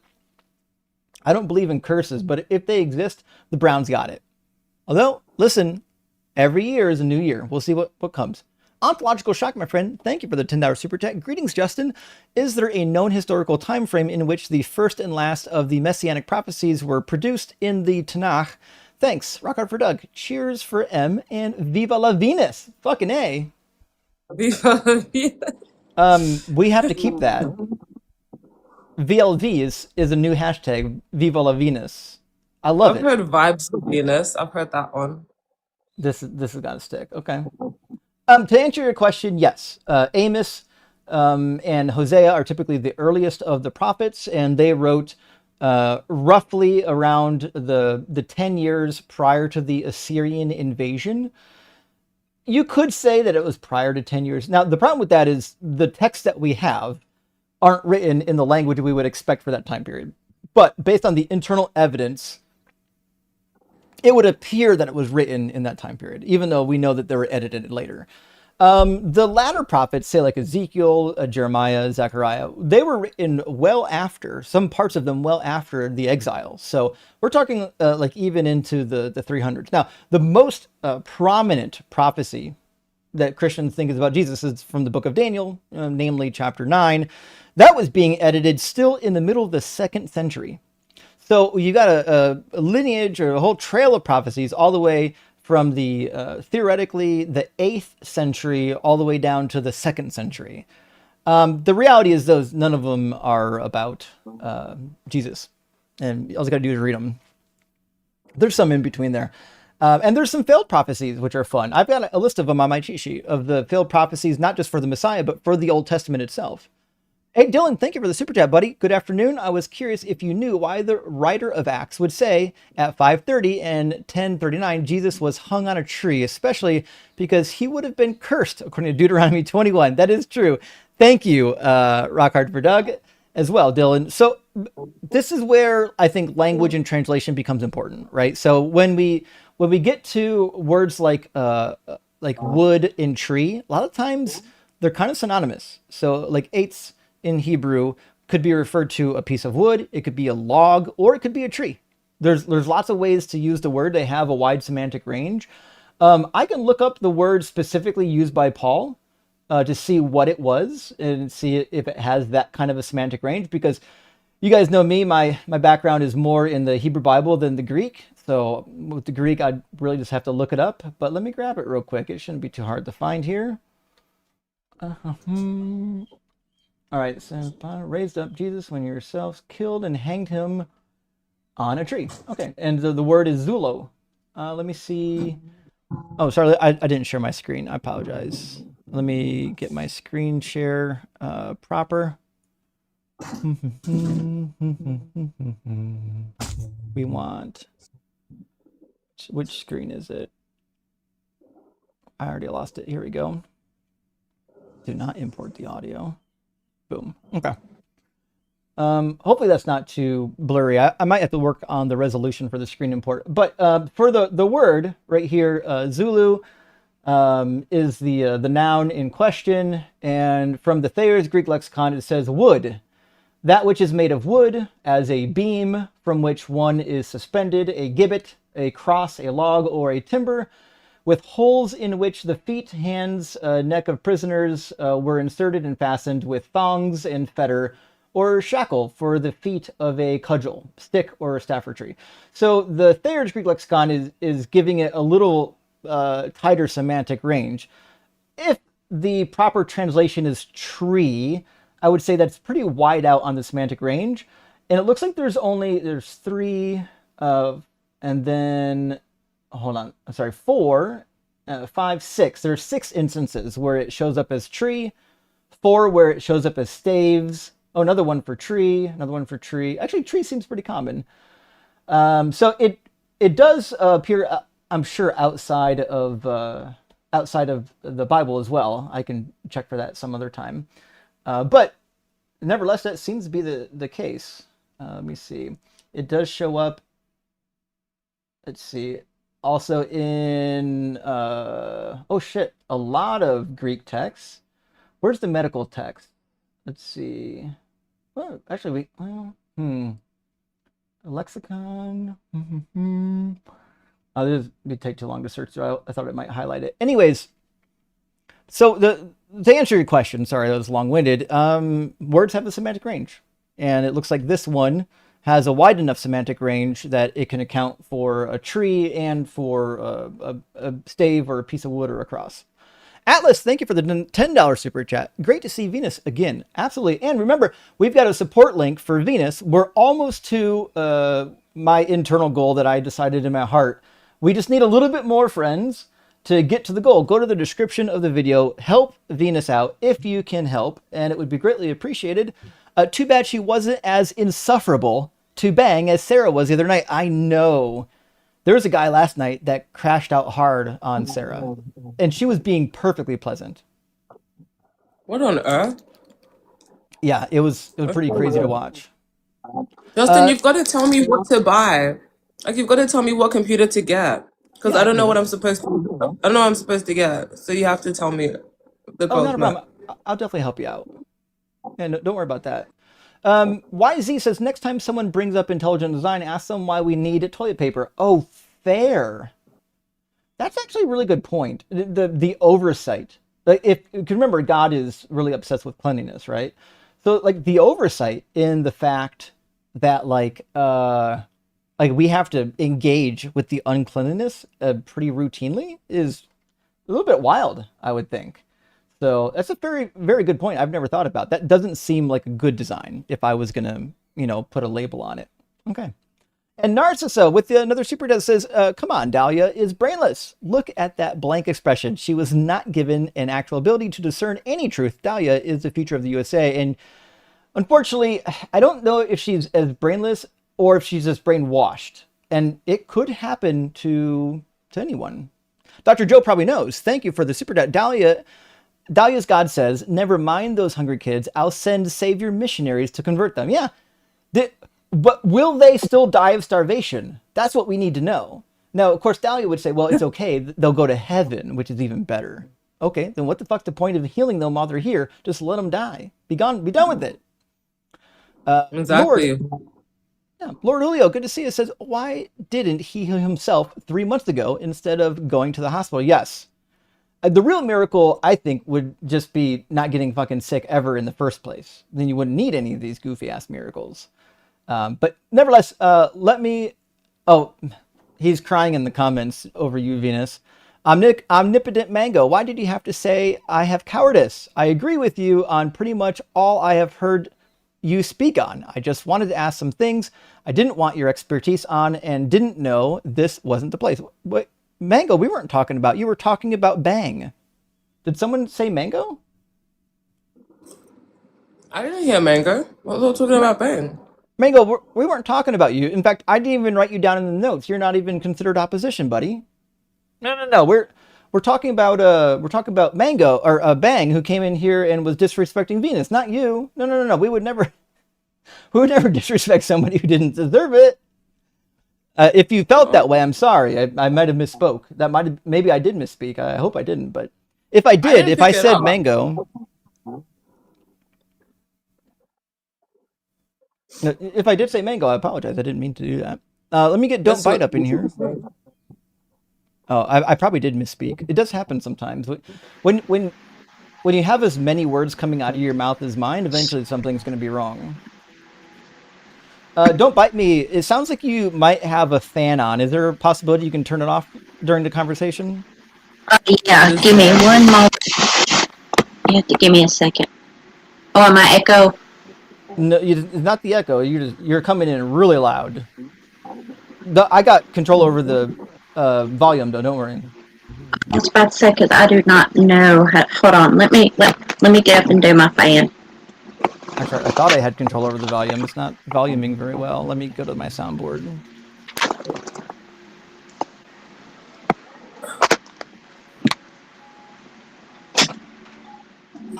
There we go. I can control it right there. Apollo 11 mission control. Someone said you guys are so fucking funny. Like, Dude, I swear to God, atheists are so funny. our chat is off the chain. I love the chat. That's why I like watching other people stream. Like, people would think I don't watch other streams, but I watch so many other atheist streams because the chat is off the hook. Don't bite. You got everything figured out? Yeah, hopefully did that fix it?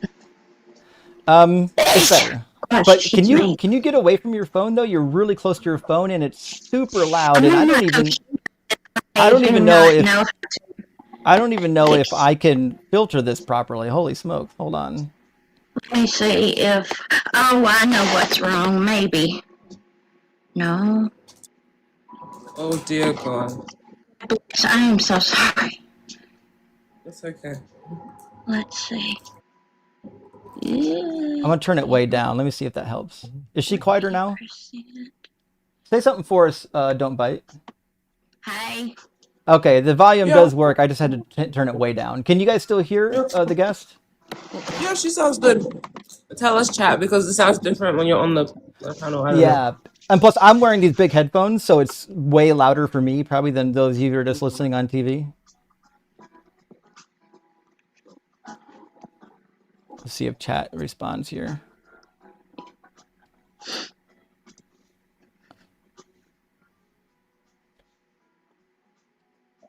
No, not so much. Well, some people say yes, some people say no. All right, I'll turn it up a little bit. So don't bite whom. Are you at least 18 and do you believe in some kind of a God? Yeah, I'm 34 and I do believe in Jesus.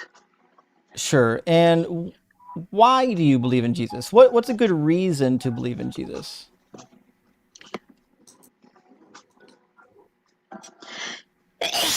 Hold on, let me wipe my nose. Right, ma'am.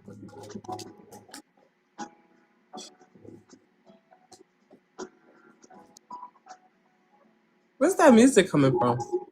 That's Apparently me, from- I'm sorry. That's not me. It's me. Let me turn it down. I don't know why I'm so loud over here. Y'all have to forgive me. I've got an old laptop. This is all I've got. The camera's shoddy. Sound. I'm just glad that I'm able to even get it to speaking. All right. Anyway, so you asked me a good reason why, like, I believe in Jesus. So, because I don't believe that my faith is based on imagination or blindly following anything. I do believe that there are good reasons to believe. He was, a real historical person, and that his life and his teachings, they were significant. And, the resurrection, yeah, that's understood as evidence that he really is who he claimed to be. But Well, I what's the also evidence? believe in him because Christianity makes sense of things like why the universe exists, why human beings have a sense of morality, and why we have a longing for something greater than ourselves. So really, when I say that I believe in Jesus, I'm not saying I believe because, I was told to do that. I'm saying I've considered what Christianity claims, and I find the evidence in the person of Jesus compelling enough to put my faith in him. Sure. What's the evidence? Why do you think other people should do the same? Well, because, let me think. You'll have to forgive me. I have never done anything like this, and so I've never actually publicly spoke, so I may trip over my own words. But let me think of how to word myself.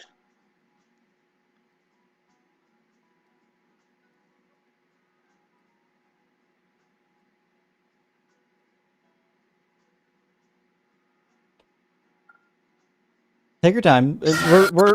We're not here to be mean to you. Holy smokes! What? I think That you is just so made loud. Is there more people in the guest box? I'm so Maybe. sorry. I don't know how to control We got it on my end. we got one. What kind of device are you using? It's going crazy. Because she's using a laptop. Yeah, I'm on a laptop. Do you have a It's old. phone? Yeah, but Just use your phone. it's better the laptop than the phone. No, My phone. it can't be better. Your microphone is nearly broken. I wish you could hear yourself. It's really bad. I'm so sorry. It's okay. Don't I've bite. got Just use your phone. Just connect to the Wi-Fi and use your phone. got it on charge. It was fixing to die. I don't like to get on the phone while it's on the charge. I have seen way too many, people, the phone explode. I don't know. That's just what I don't get on it while it's charging. I let it just sit there. Someone said they'd rather listen to Deathless than her. Oh, Deathless Light? Oh no. Well, she's not the problem. Her microphone's the problem. Let's do this. Don't bite. There's not much time left in the live stream. I have to be done by 8 o'clock, which is a half hour from now. And I've got a bunch of super chats I still have to read. And if I can't really go late. I've got a hard cut off. So I think what I'll probably do is I'll say, listen, it's Friday night, right? I'll be live. I'm usually live on Mondays, Wednesdays, and also on Friday. Those are my typical days to go live, usually around the same time that you're here right now.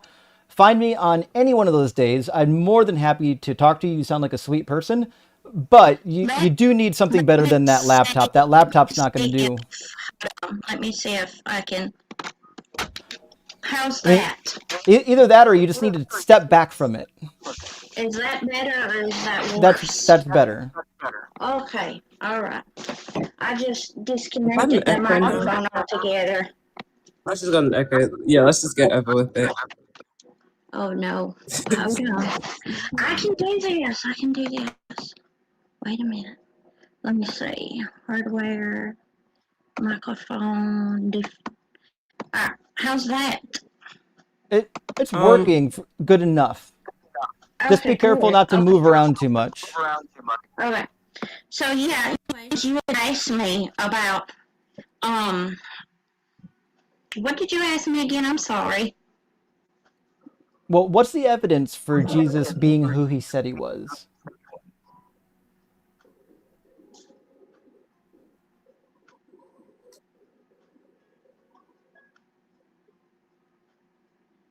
Do you hear me? Yeah, I'm here. Okay. Well, basically, so you're asking me for evidence I'm making sure that I'm understanding right. You want evidence that I have specifically for Jesus being who he claimed to be. So I think there's like several different categories here. Jesus he's historically well attested. Even non-Christians, which is acknowledge that Jesus existed. I mean, they talk about it. They say Jesus. I think he existed, but why would I think he's who he said he was? Okay, let's see. Let me think of how to word myself. Well, number one, the resurrection wasn't even an isolated claim, but,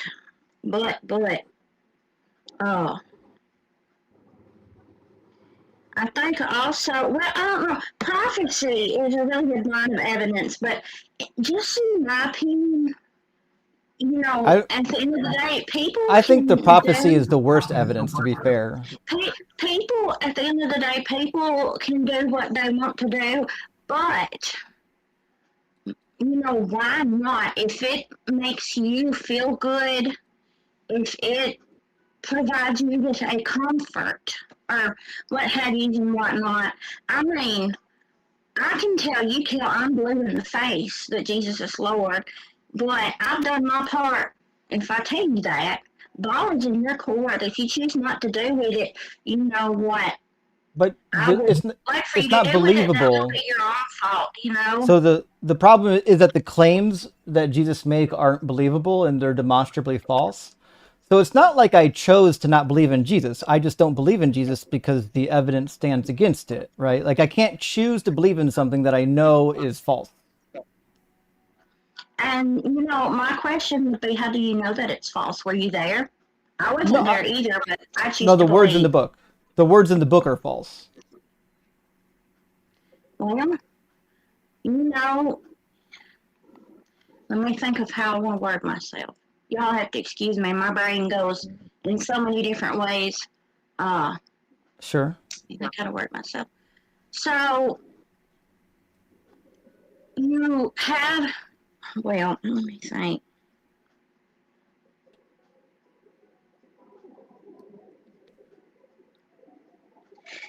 Well, my brain just goes in all the different directions. We can test the historical claims. There's Sure, I agree. places and things like that in the Bible that people have, recently found, and we're I like, know. hey, I think, hey, this is neat. I think that they even did like some kind of, I don't really know. I'm so Southern, and my wordage is not always like Harvard standard person. Right. So if I So- just sound really just forgive me. People tell me I sound like I'm cornbread. So No, you're okay. Most of my family sounds exactly like you do. Don't worry.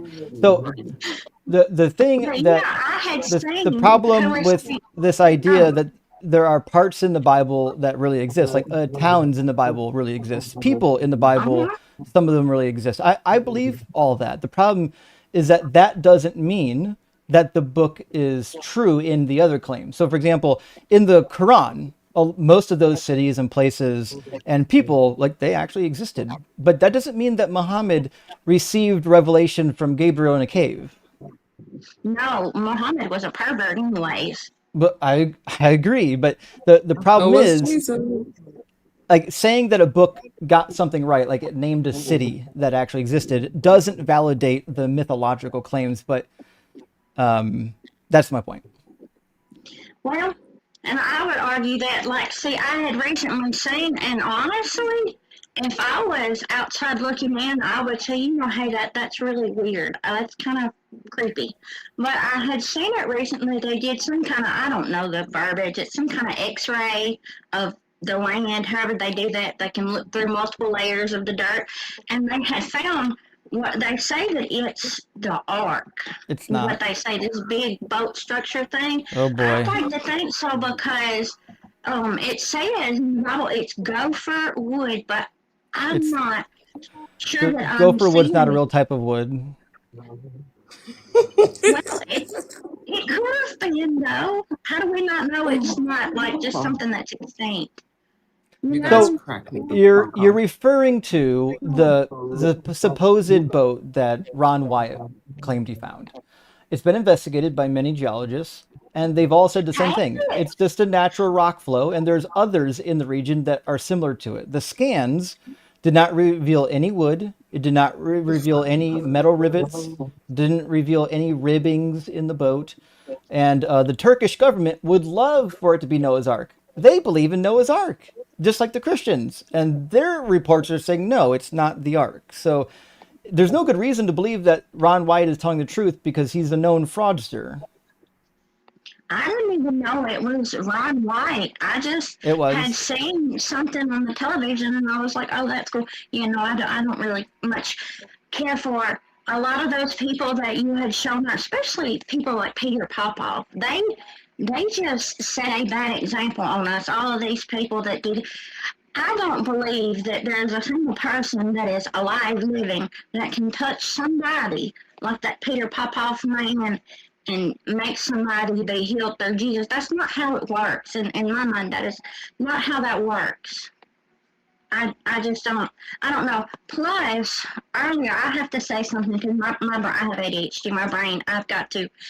Whoever that was earlier that did not want to be on here because Venus was here and she's a woman, how rude. That was awful. You did not deserve that. You are beautiful. Yeah, you did not thank you.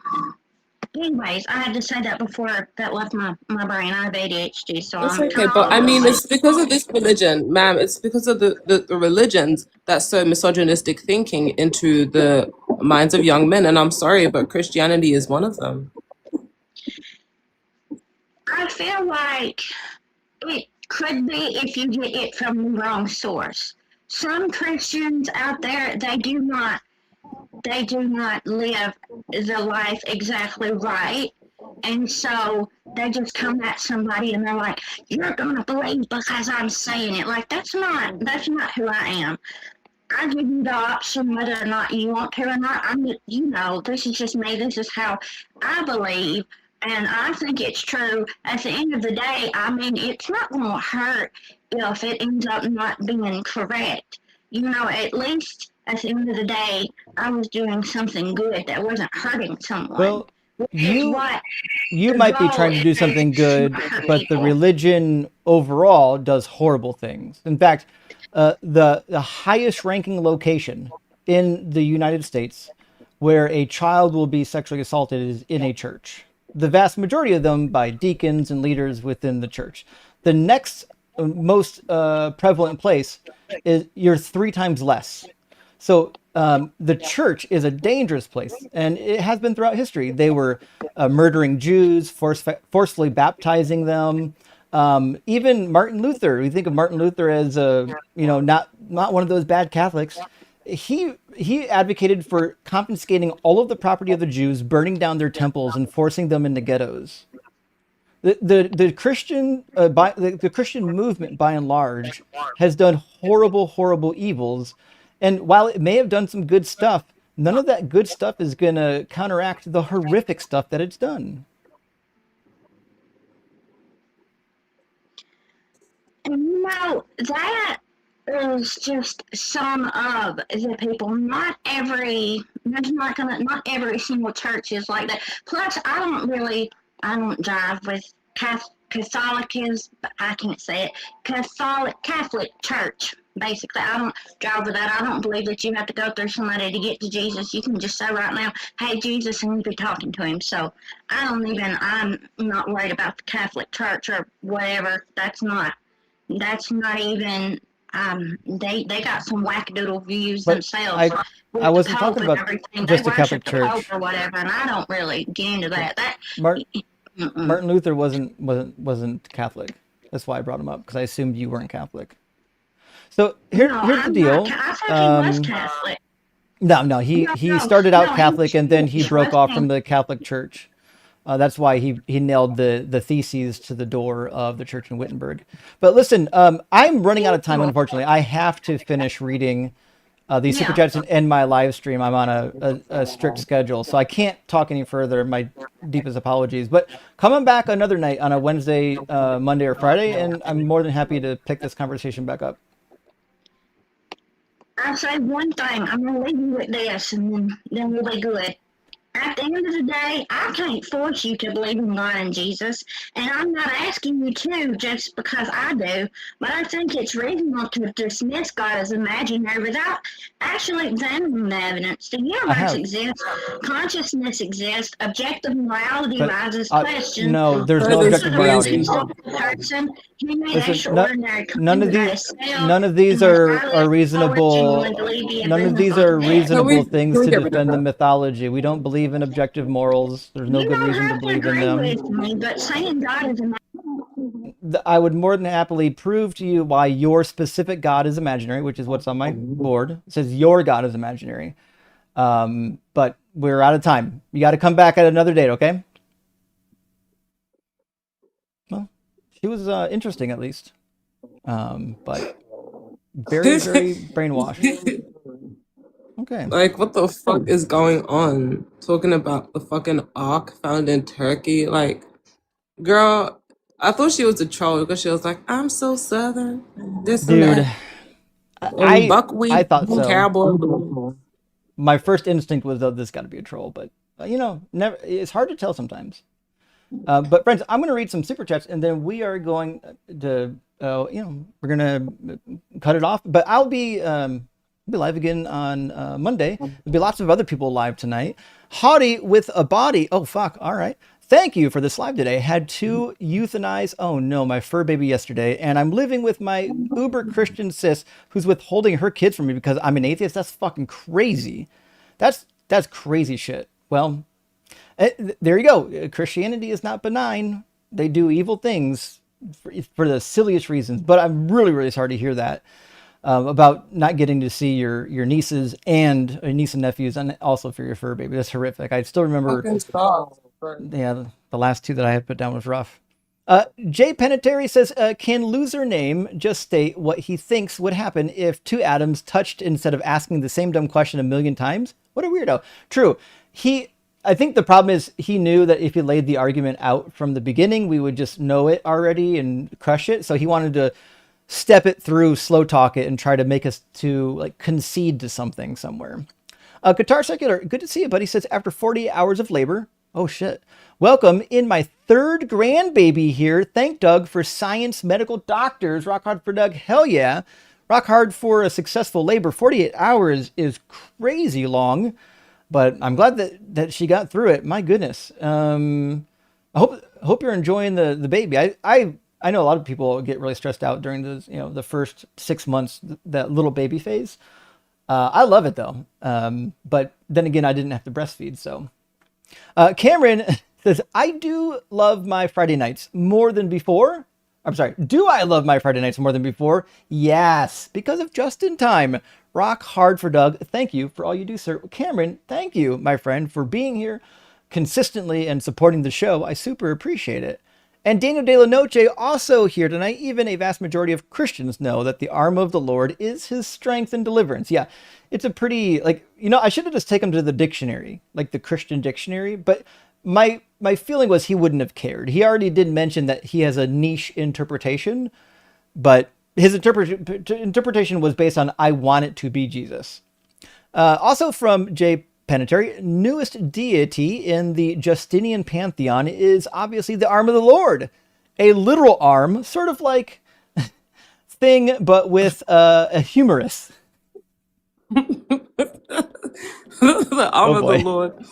That's the shit that I woke up to. I accidentally requested and then fell asleep. And then my alarm woke me up and I was on the live. That's some shit I would do. So I don't know how long I was on there while fucking sleeping, but my alarm woke me up eventually. You hear now. Yeah. Zencat says, hi, Justin. Zencat says, for the Christians who use the excuse that we're all born in sin, have you ever had them read John 10:34 and Matthew 5:48? Not usually, because if they tell me, and here's why, if they tell me that everyone's born in sin, to me, you shouldn't counterpoint this, right? The fact that God would rig a system so that the day you enter the earth, like you're already destined to go to hell, is horrific. Why would you let that one slide? I would never let that one slide because it's such a slam dunk for our side. But let's see. I don't know. I think the interesting thing, though, I don't know. I don't think that a typical Jew would have really cared or agreed with the idea that you're born in sin. I think this is really kind of a niche Christian type of thing. If I was going to say myself, it's hard for me to believe that the Jewish people actually. I've never heard a Jewish person or a commentator mention this particular thing. Anyways, to be fair, in John 10, when he's talking about how ye are gods, I know there's a lot there, but no, Zencat, to be perfectly honest, I would take that every minute of the day, assume they were Calvinist, and then dunk on them. Logan says, that guy really wanted to know what it was like for two atoms to be touching. True. I have a sense that he's never touched somebody, and that's why he is the way he is.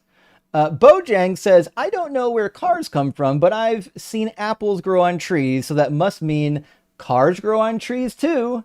Right? Exactly. You could, the crazy inferences that people come up with.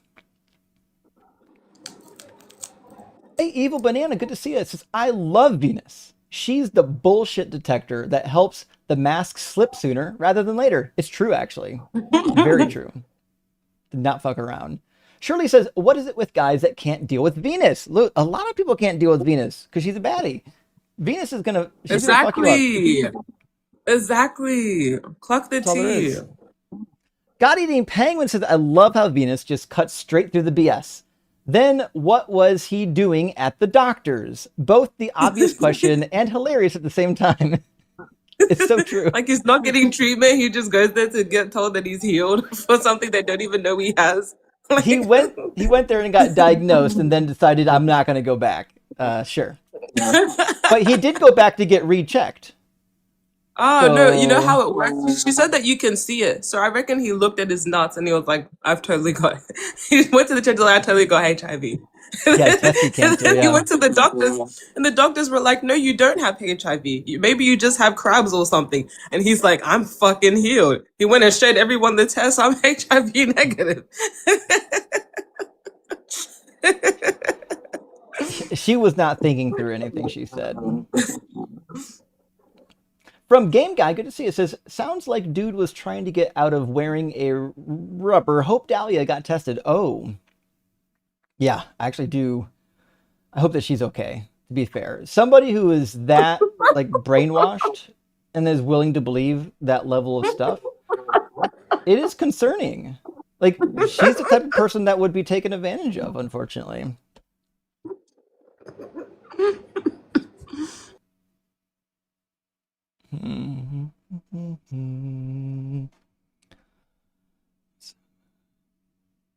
Okay.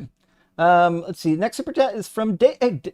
Welcome back. Last one was supposed to say, where do I send my money to get Dahlia help? Probably to Dr. Joe. And hopefully we can connect them because that's the only way she's going to get better, I think. And it's unfortunate, but it is true. Tired of liars, I'm with you. Only 10 to 13 people have ever been cured of HIV. So he should be on that very short list. I agree. If he actually was, then this would be a super, super rare medical miracle. And you better believe his doctors and everyone involved would be clamoring to be involved in the reports. Mediocre Thoughts says, who was the patient in the church? Was it a church leader that stood to expand his congregation by showing miracles? That's usually what happens, by the way. Most of the fake healers that I've seen are doing it to grow their base. What's the best way to prove that God picked you to be the leader? Oh, well, he fucking does miracles through me, obviously, duh. Guitar Secular coming in again says, it's funny how God only fixes a select few. A guy cough up a snake. Lady, you have lost your mind. The coughing of a snake was wild, especially when she then told me that she wasn't even there. She just saw a picture of the snake. What? It's hard. Like, guys, this totally came out of me, you know? Yeah. Believe me, trust me, bro. It really happened. Hey, the Atheist Mechanic, good to see you, friend. Speaking of snakes, if faith healers actually worked, the medical field would be non-existent. God couldn't give a person a hangnail, let alone heal anyone. Yeah, exactly. There would be no need for a hospital anywhere. And remember, the Bible does say, lay your hands on the sick and they will be healed. Yet, magically, they're not. David Brooke coming in again. Thank you. I prayed and my TV just turned on. Wait, my favorite arse was sitting on remote. Now I'm praying for a smaller arse. Listen, I don't think that prayer is going to be answered either. But I would say the same words of Jesus. Some things cannot come about except by prayer and fasting. That's how you'll get your answer, I suspect. Tired of liars again, Steve Martin. Oh, I love that movie with Steve Martin, Leap of Faith. Steve Martin did this in his movie Leap of Faith. He had all the tricks and exposed them. True. Now, the movie does end with like a spot of hope. Like there is a genuine miracle that convinces them to stop being a charlatan. So it kind of does that. But to be fair, it does at least show you the dark side of most of these traveling healing ministries. They do all that shit. Space Lord says Popoff is still on TV doing similar stuff. He is. He'll never learn. I'm sure he's still selling miracle water. And you guys remember Miracle Mana? That bullshit? No, dude, the crazy stuff they'll sell on TV. You know about this, right? I think I've heard of something like that. I think I heard of the oil. Oh, obviously there's going to be a miracle oil. Yeah. Let me see. The miracle of the mana. I think Peter did that once. Let me see. I forget who. It could have been Mike Murdoch. Let me see. Yeah, it was distributed by Peter Popoff. I knew it. Yeah, yeah. He was a charlatan for sure. I don't know. I've been documenting these frauds for a long time, actually. Well, eventually, I have to share my work. Base Assure says thousands of people, mostly children, are starving in Gaza, but God feeds them? These kinds of do nothing Christian make me so angry. I know. What's the point in sending missionaries when they're still starving to death? You have unlimited fucking power. Click your fingers and make food appear. What are you talking about? We're sending missionaries. It didn't work. And for 2,000 years, by the way, Qatar Secular again says, how can any animal live in stomach acid? I agree. That's what Venus was saying. It's crazy. Dahlia, I have hereditary spastic paraplegia. That's a tough one for me. Millions suffer from this, and God hasn't healed any. No. It's funny how the things that God heals are usually things that documented typically will go into remission, or sometimes they're not real problems. Or like back pain. Back pain, if you look at the statistics, like a huge percentage of back pain actually goes away on its own within 2 weeks. You don't actually have to visit a chiropractor typically unless you really have something wrong.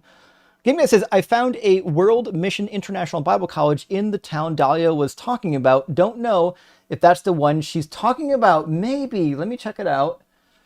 World Mission. I do think it was the one we found already, which wasn't a real Bible college. It was like a high school of some nature. But International Bible College in Lanham, Maryland. Right? International Bible College. I'm sorry. Wait. World Mission International. Holy shit. Okay. World Mission. Jesus, so long. That is such a long name for a school. Okay. I gotta just tighten that up. World Mission International Bible College. This is definitely a diploma mill if I've ever seen one. Holy shit. This is the worst website I've ever seen in my life. Hold on. This is not the one I'm talking about. Let me pick it up real quick. I don't know if I've ever seen a website this bad.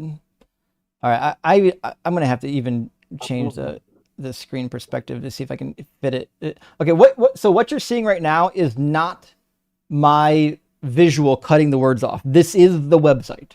This is what it looks like even on my screen. So, and this is it. Oh, I just scrolled and it broke. Oh, there goes something loaded. All I did was scroll. I have no idea what just happened.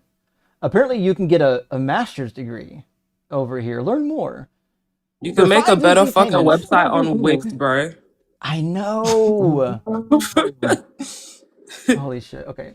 Program learning outcomes have strengthened foundations for enriching personal spiritual faith and developing spiritual maturity, have enhanced their understanding of biblical theology through systematic analysis of scripture in its social, historical, and literary settings, have an increased understanding and appreciation for diverse worldviews. Wow, that is vague as fuck. Let's see. Are they accredited? Let me check. I'm going to guarantee no. Academics says nothing about accreditation because they're not. About. Does the about page show accreditation? Oh, this is already bad. A ministry of World Mission International Worship Center. There you go. It's just another church school. They've got a doctrinal statement, but and mentors, but no faculty. So that's not good. I doubt they even have a faculty list. This is it. This is the whole of their website. Okay. Well, there you go. If he teaches there, I would believe it. That is believable. At a legitimate college, no. Thank you for that, Game Guy. Steve Harvey Oswald says, I believe in the firmament because I just got Heavenly Dome. Also, you should check out the Professor Brothers Bible History short cartoon. I think I might have seen that one. Actually, let me check. See, I think that is one I've actually seen. Yeah, I have seen that one. It's a good one. It's been a minute though. Recommend it though. Definitely recommend it. Steve Harvey Oswald, hope you're doing well. Shirley Temple, good to see you again. Are the contributions to Venus's computer in Australian dollars? So you can donate in whatever format like you have for your source funding. It'll be converted into Australian dollars, and the GoFundMe page should show it, I think, in both formats. Let me check. Yeah, I don't know what it looks like from America. I can show you.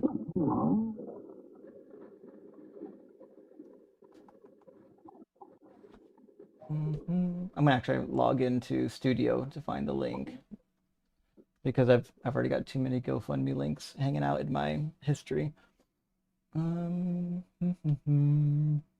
I should have pinned it in the comments. I didn't think about that. Let me pin it real quick. All right, here is the link. I'll put it on the screen, and then I'll put it in the comments too, real quick. Let's see. Boom. It's in the vertical comments, and now it's pinned. And then I'll pin it up real quick in the horizontal comments. I should have did that at the beginning of the live stream. All right.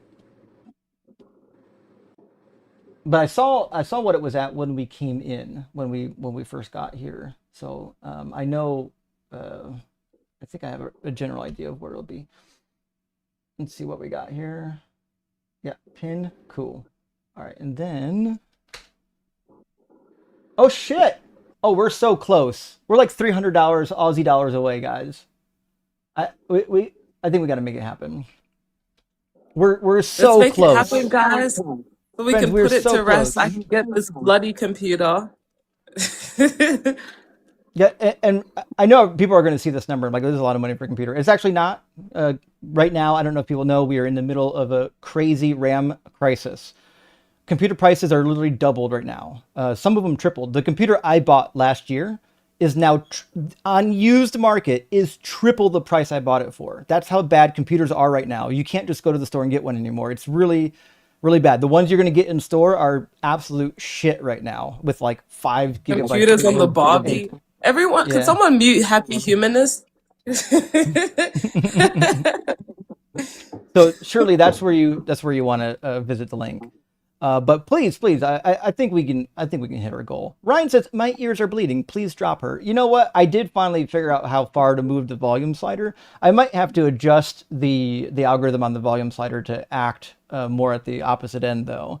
Dugum says, thanks for your work, Justin. I learned so much from your channel after I discovered your channel 6 months ago, after I could deconstruct it 2 years ago. Well, hell yeah. Glad you found me. And I hope my channel can empower people, not just to go out and like debate the points, but defend themselves when Christians come up and think that you're crazy because you don't believe their nonsense. Omnipotent Mango back. Thank you for the super chat. Apologies. I may have misunderstood. Thanks for your content. Have a wonderful night from a fellow Ohioan. Well, fuck, what part of Ohio you're from? According to Google AI, we went to the same college apparently. Motherfucker, we got to know each other. That's cool as hell if true. I wonder. Now I got to know. We got to talk soon, all right? Atheist Mechanic, thank you for the super chat again. Caller, extraordinary claims require extraordinary evidence, and that which can be asserted without evidence can be dismissed similarly. Yeah, that's Hitchens' razor, right? Occam's so. razor or Hitchens? Hitchens' razor is I think that might be Hitchens' razor. Yeah, I like it. Did I tell you Occam's? Do you know about my bird Occam? You have a bird? Yeah, my girlfriend and I got 2 birds, and no, you don't. One of them is named Occam Razorbeak. No, you don't. You don't have any birds. It's true. They're right in the room. No, you're pitching a joke. So that's what you're doing. You're pitching up a joke. You don't have any birds. Have y'all seen these birds? Yeah, they've seen them. Put a comment. Put bird emojis in the comments if you've seen the birds. They've been in and out. Oh, yeah. I'll bring them up next time you're around. I'll bring them out.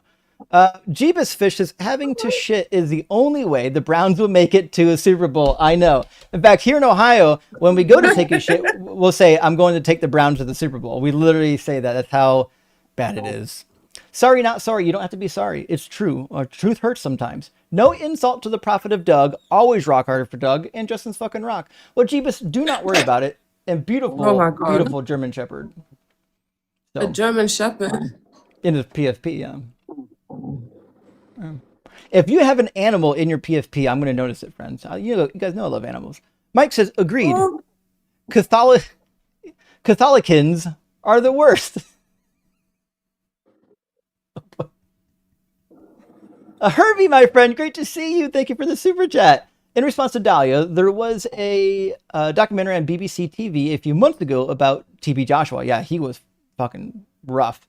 I'd never heard of him before. It was suggested he was a con man, has been accused of SA a lot of women and girls. Yes, and the victims, by the way, have been speaking out.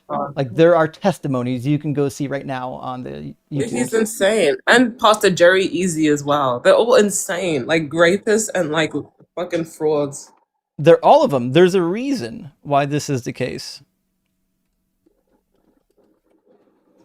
Oh shit. Got some pizza downstairs. Crispy says, the Christian dictionary? You mean the Christianary? Oh fuck. Oh fuck. Yeah, that's listen. We had to get a good pun in here. Word play. Don't be sorry. I'll see myself out the door rock hard. I'm sorry. Never be sorry for a dad joke. Don't even dare. Even if you're not a dad, I'll let it slide. I'll loan you my dad card. It's going to be okay, I promise. Unk status. If you need someone to man the grill, call me. Mr. Yogi says, oh my God, Dahlia is cringe as fuck. It's actually painful to me because I actually think Dahlia might actually be a good person in real life. She's just brainwashed. She lost me after she said that she's seen someone float in midair. I'm no doctor, but she has to be schizophrenic. Well, so here's the thing. This is really funny. My mother was I still use the word schizophrenic. I think there's a new word that you're supposed to use now. I keep forgetting what it is. But nevertheless, my mother was. I know the type. I've seen it where they will swear that things have happened that you fucking know didn't happen. And I've shared some of those stories here on the stream before, so I won't double up on it. But the reality is, if you've known one, you can kind of spot the others. Narcissus says, born in sin. Come on, Andre Lagoni. Wait, what? Is this like a thing I'm supposed to know about? Hold on. Born in sin. Andre Lagoni. Born in sin, come on in is a famous rhyming catchphrase spoken by the mysterious, menacing character Andre Lagoni in Stephen King's 1999 television series Storm of the Century. I fucking didn't see it. It's funny. I was when that came out. I think was that the 2-part series? I forget. But I remember when it came out. When that came out, I had a couple friends that like tried to get me to watch it. Because I love Stephen King, and I was like, I'll get back to it. And then I never did. Now it's 25 years later, and I've never seen it. So thank you, though, for explaining Narcissa. And there's the second half. Come on in. Listen, we're all born in sin, according to the Christians, but Jesus died for nothing if we haven't at least sinned once. So the fact that you're born in sin means that Jesus has a purpose. You give meaning to Jesus, friends. So keep sinning. Wait, I asked this guy on my live, I asked him, why did Jesus die? And he kept on saying, he said something super stupid, but I can't fucking remember it. I'm gonna look at the live clips because it had me fucking rolling. Like, he was just making shit up on the spot. He was saying we needed it for sin. Something stupid, but I'll remember. I had it in my head before. Yeah, so fuck, I lost it. I was gonna say a response to that too. What's going anyways, on? Venus, so there's a topic that I like to run called Jesus died for nothing. You have to next time we run that, you got to come for that one. It's really fun, actually. Yeah, wake up at 6 a.m. Venus. Wake up at 6 a.m.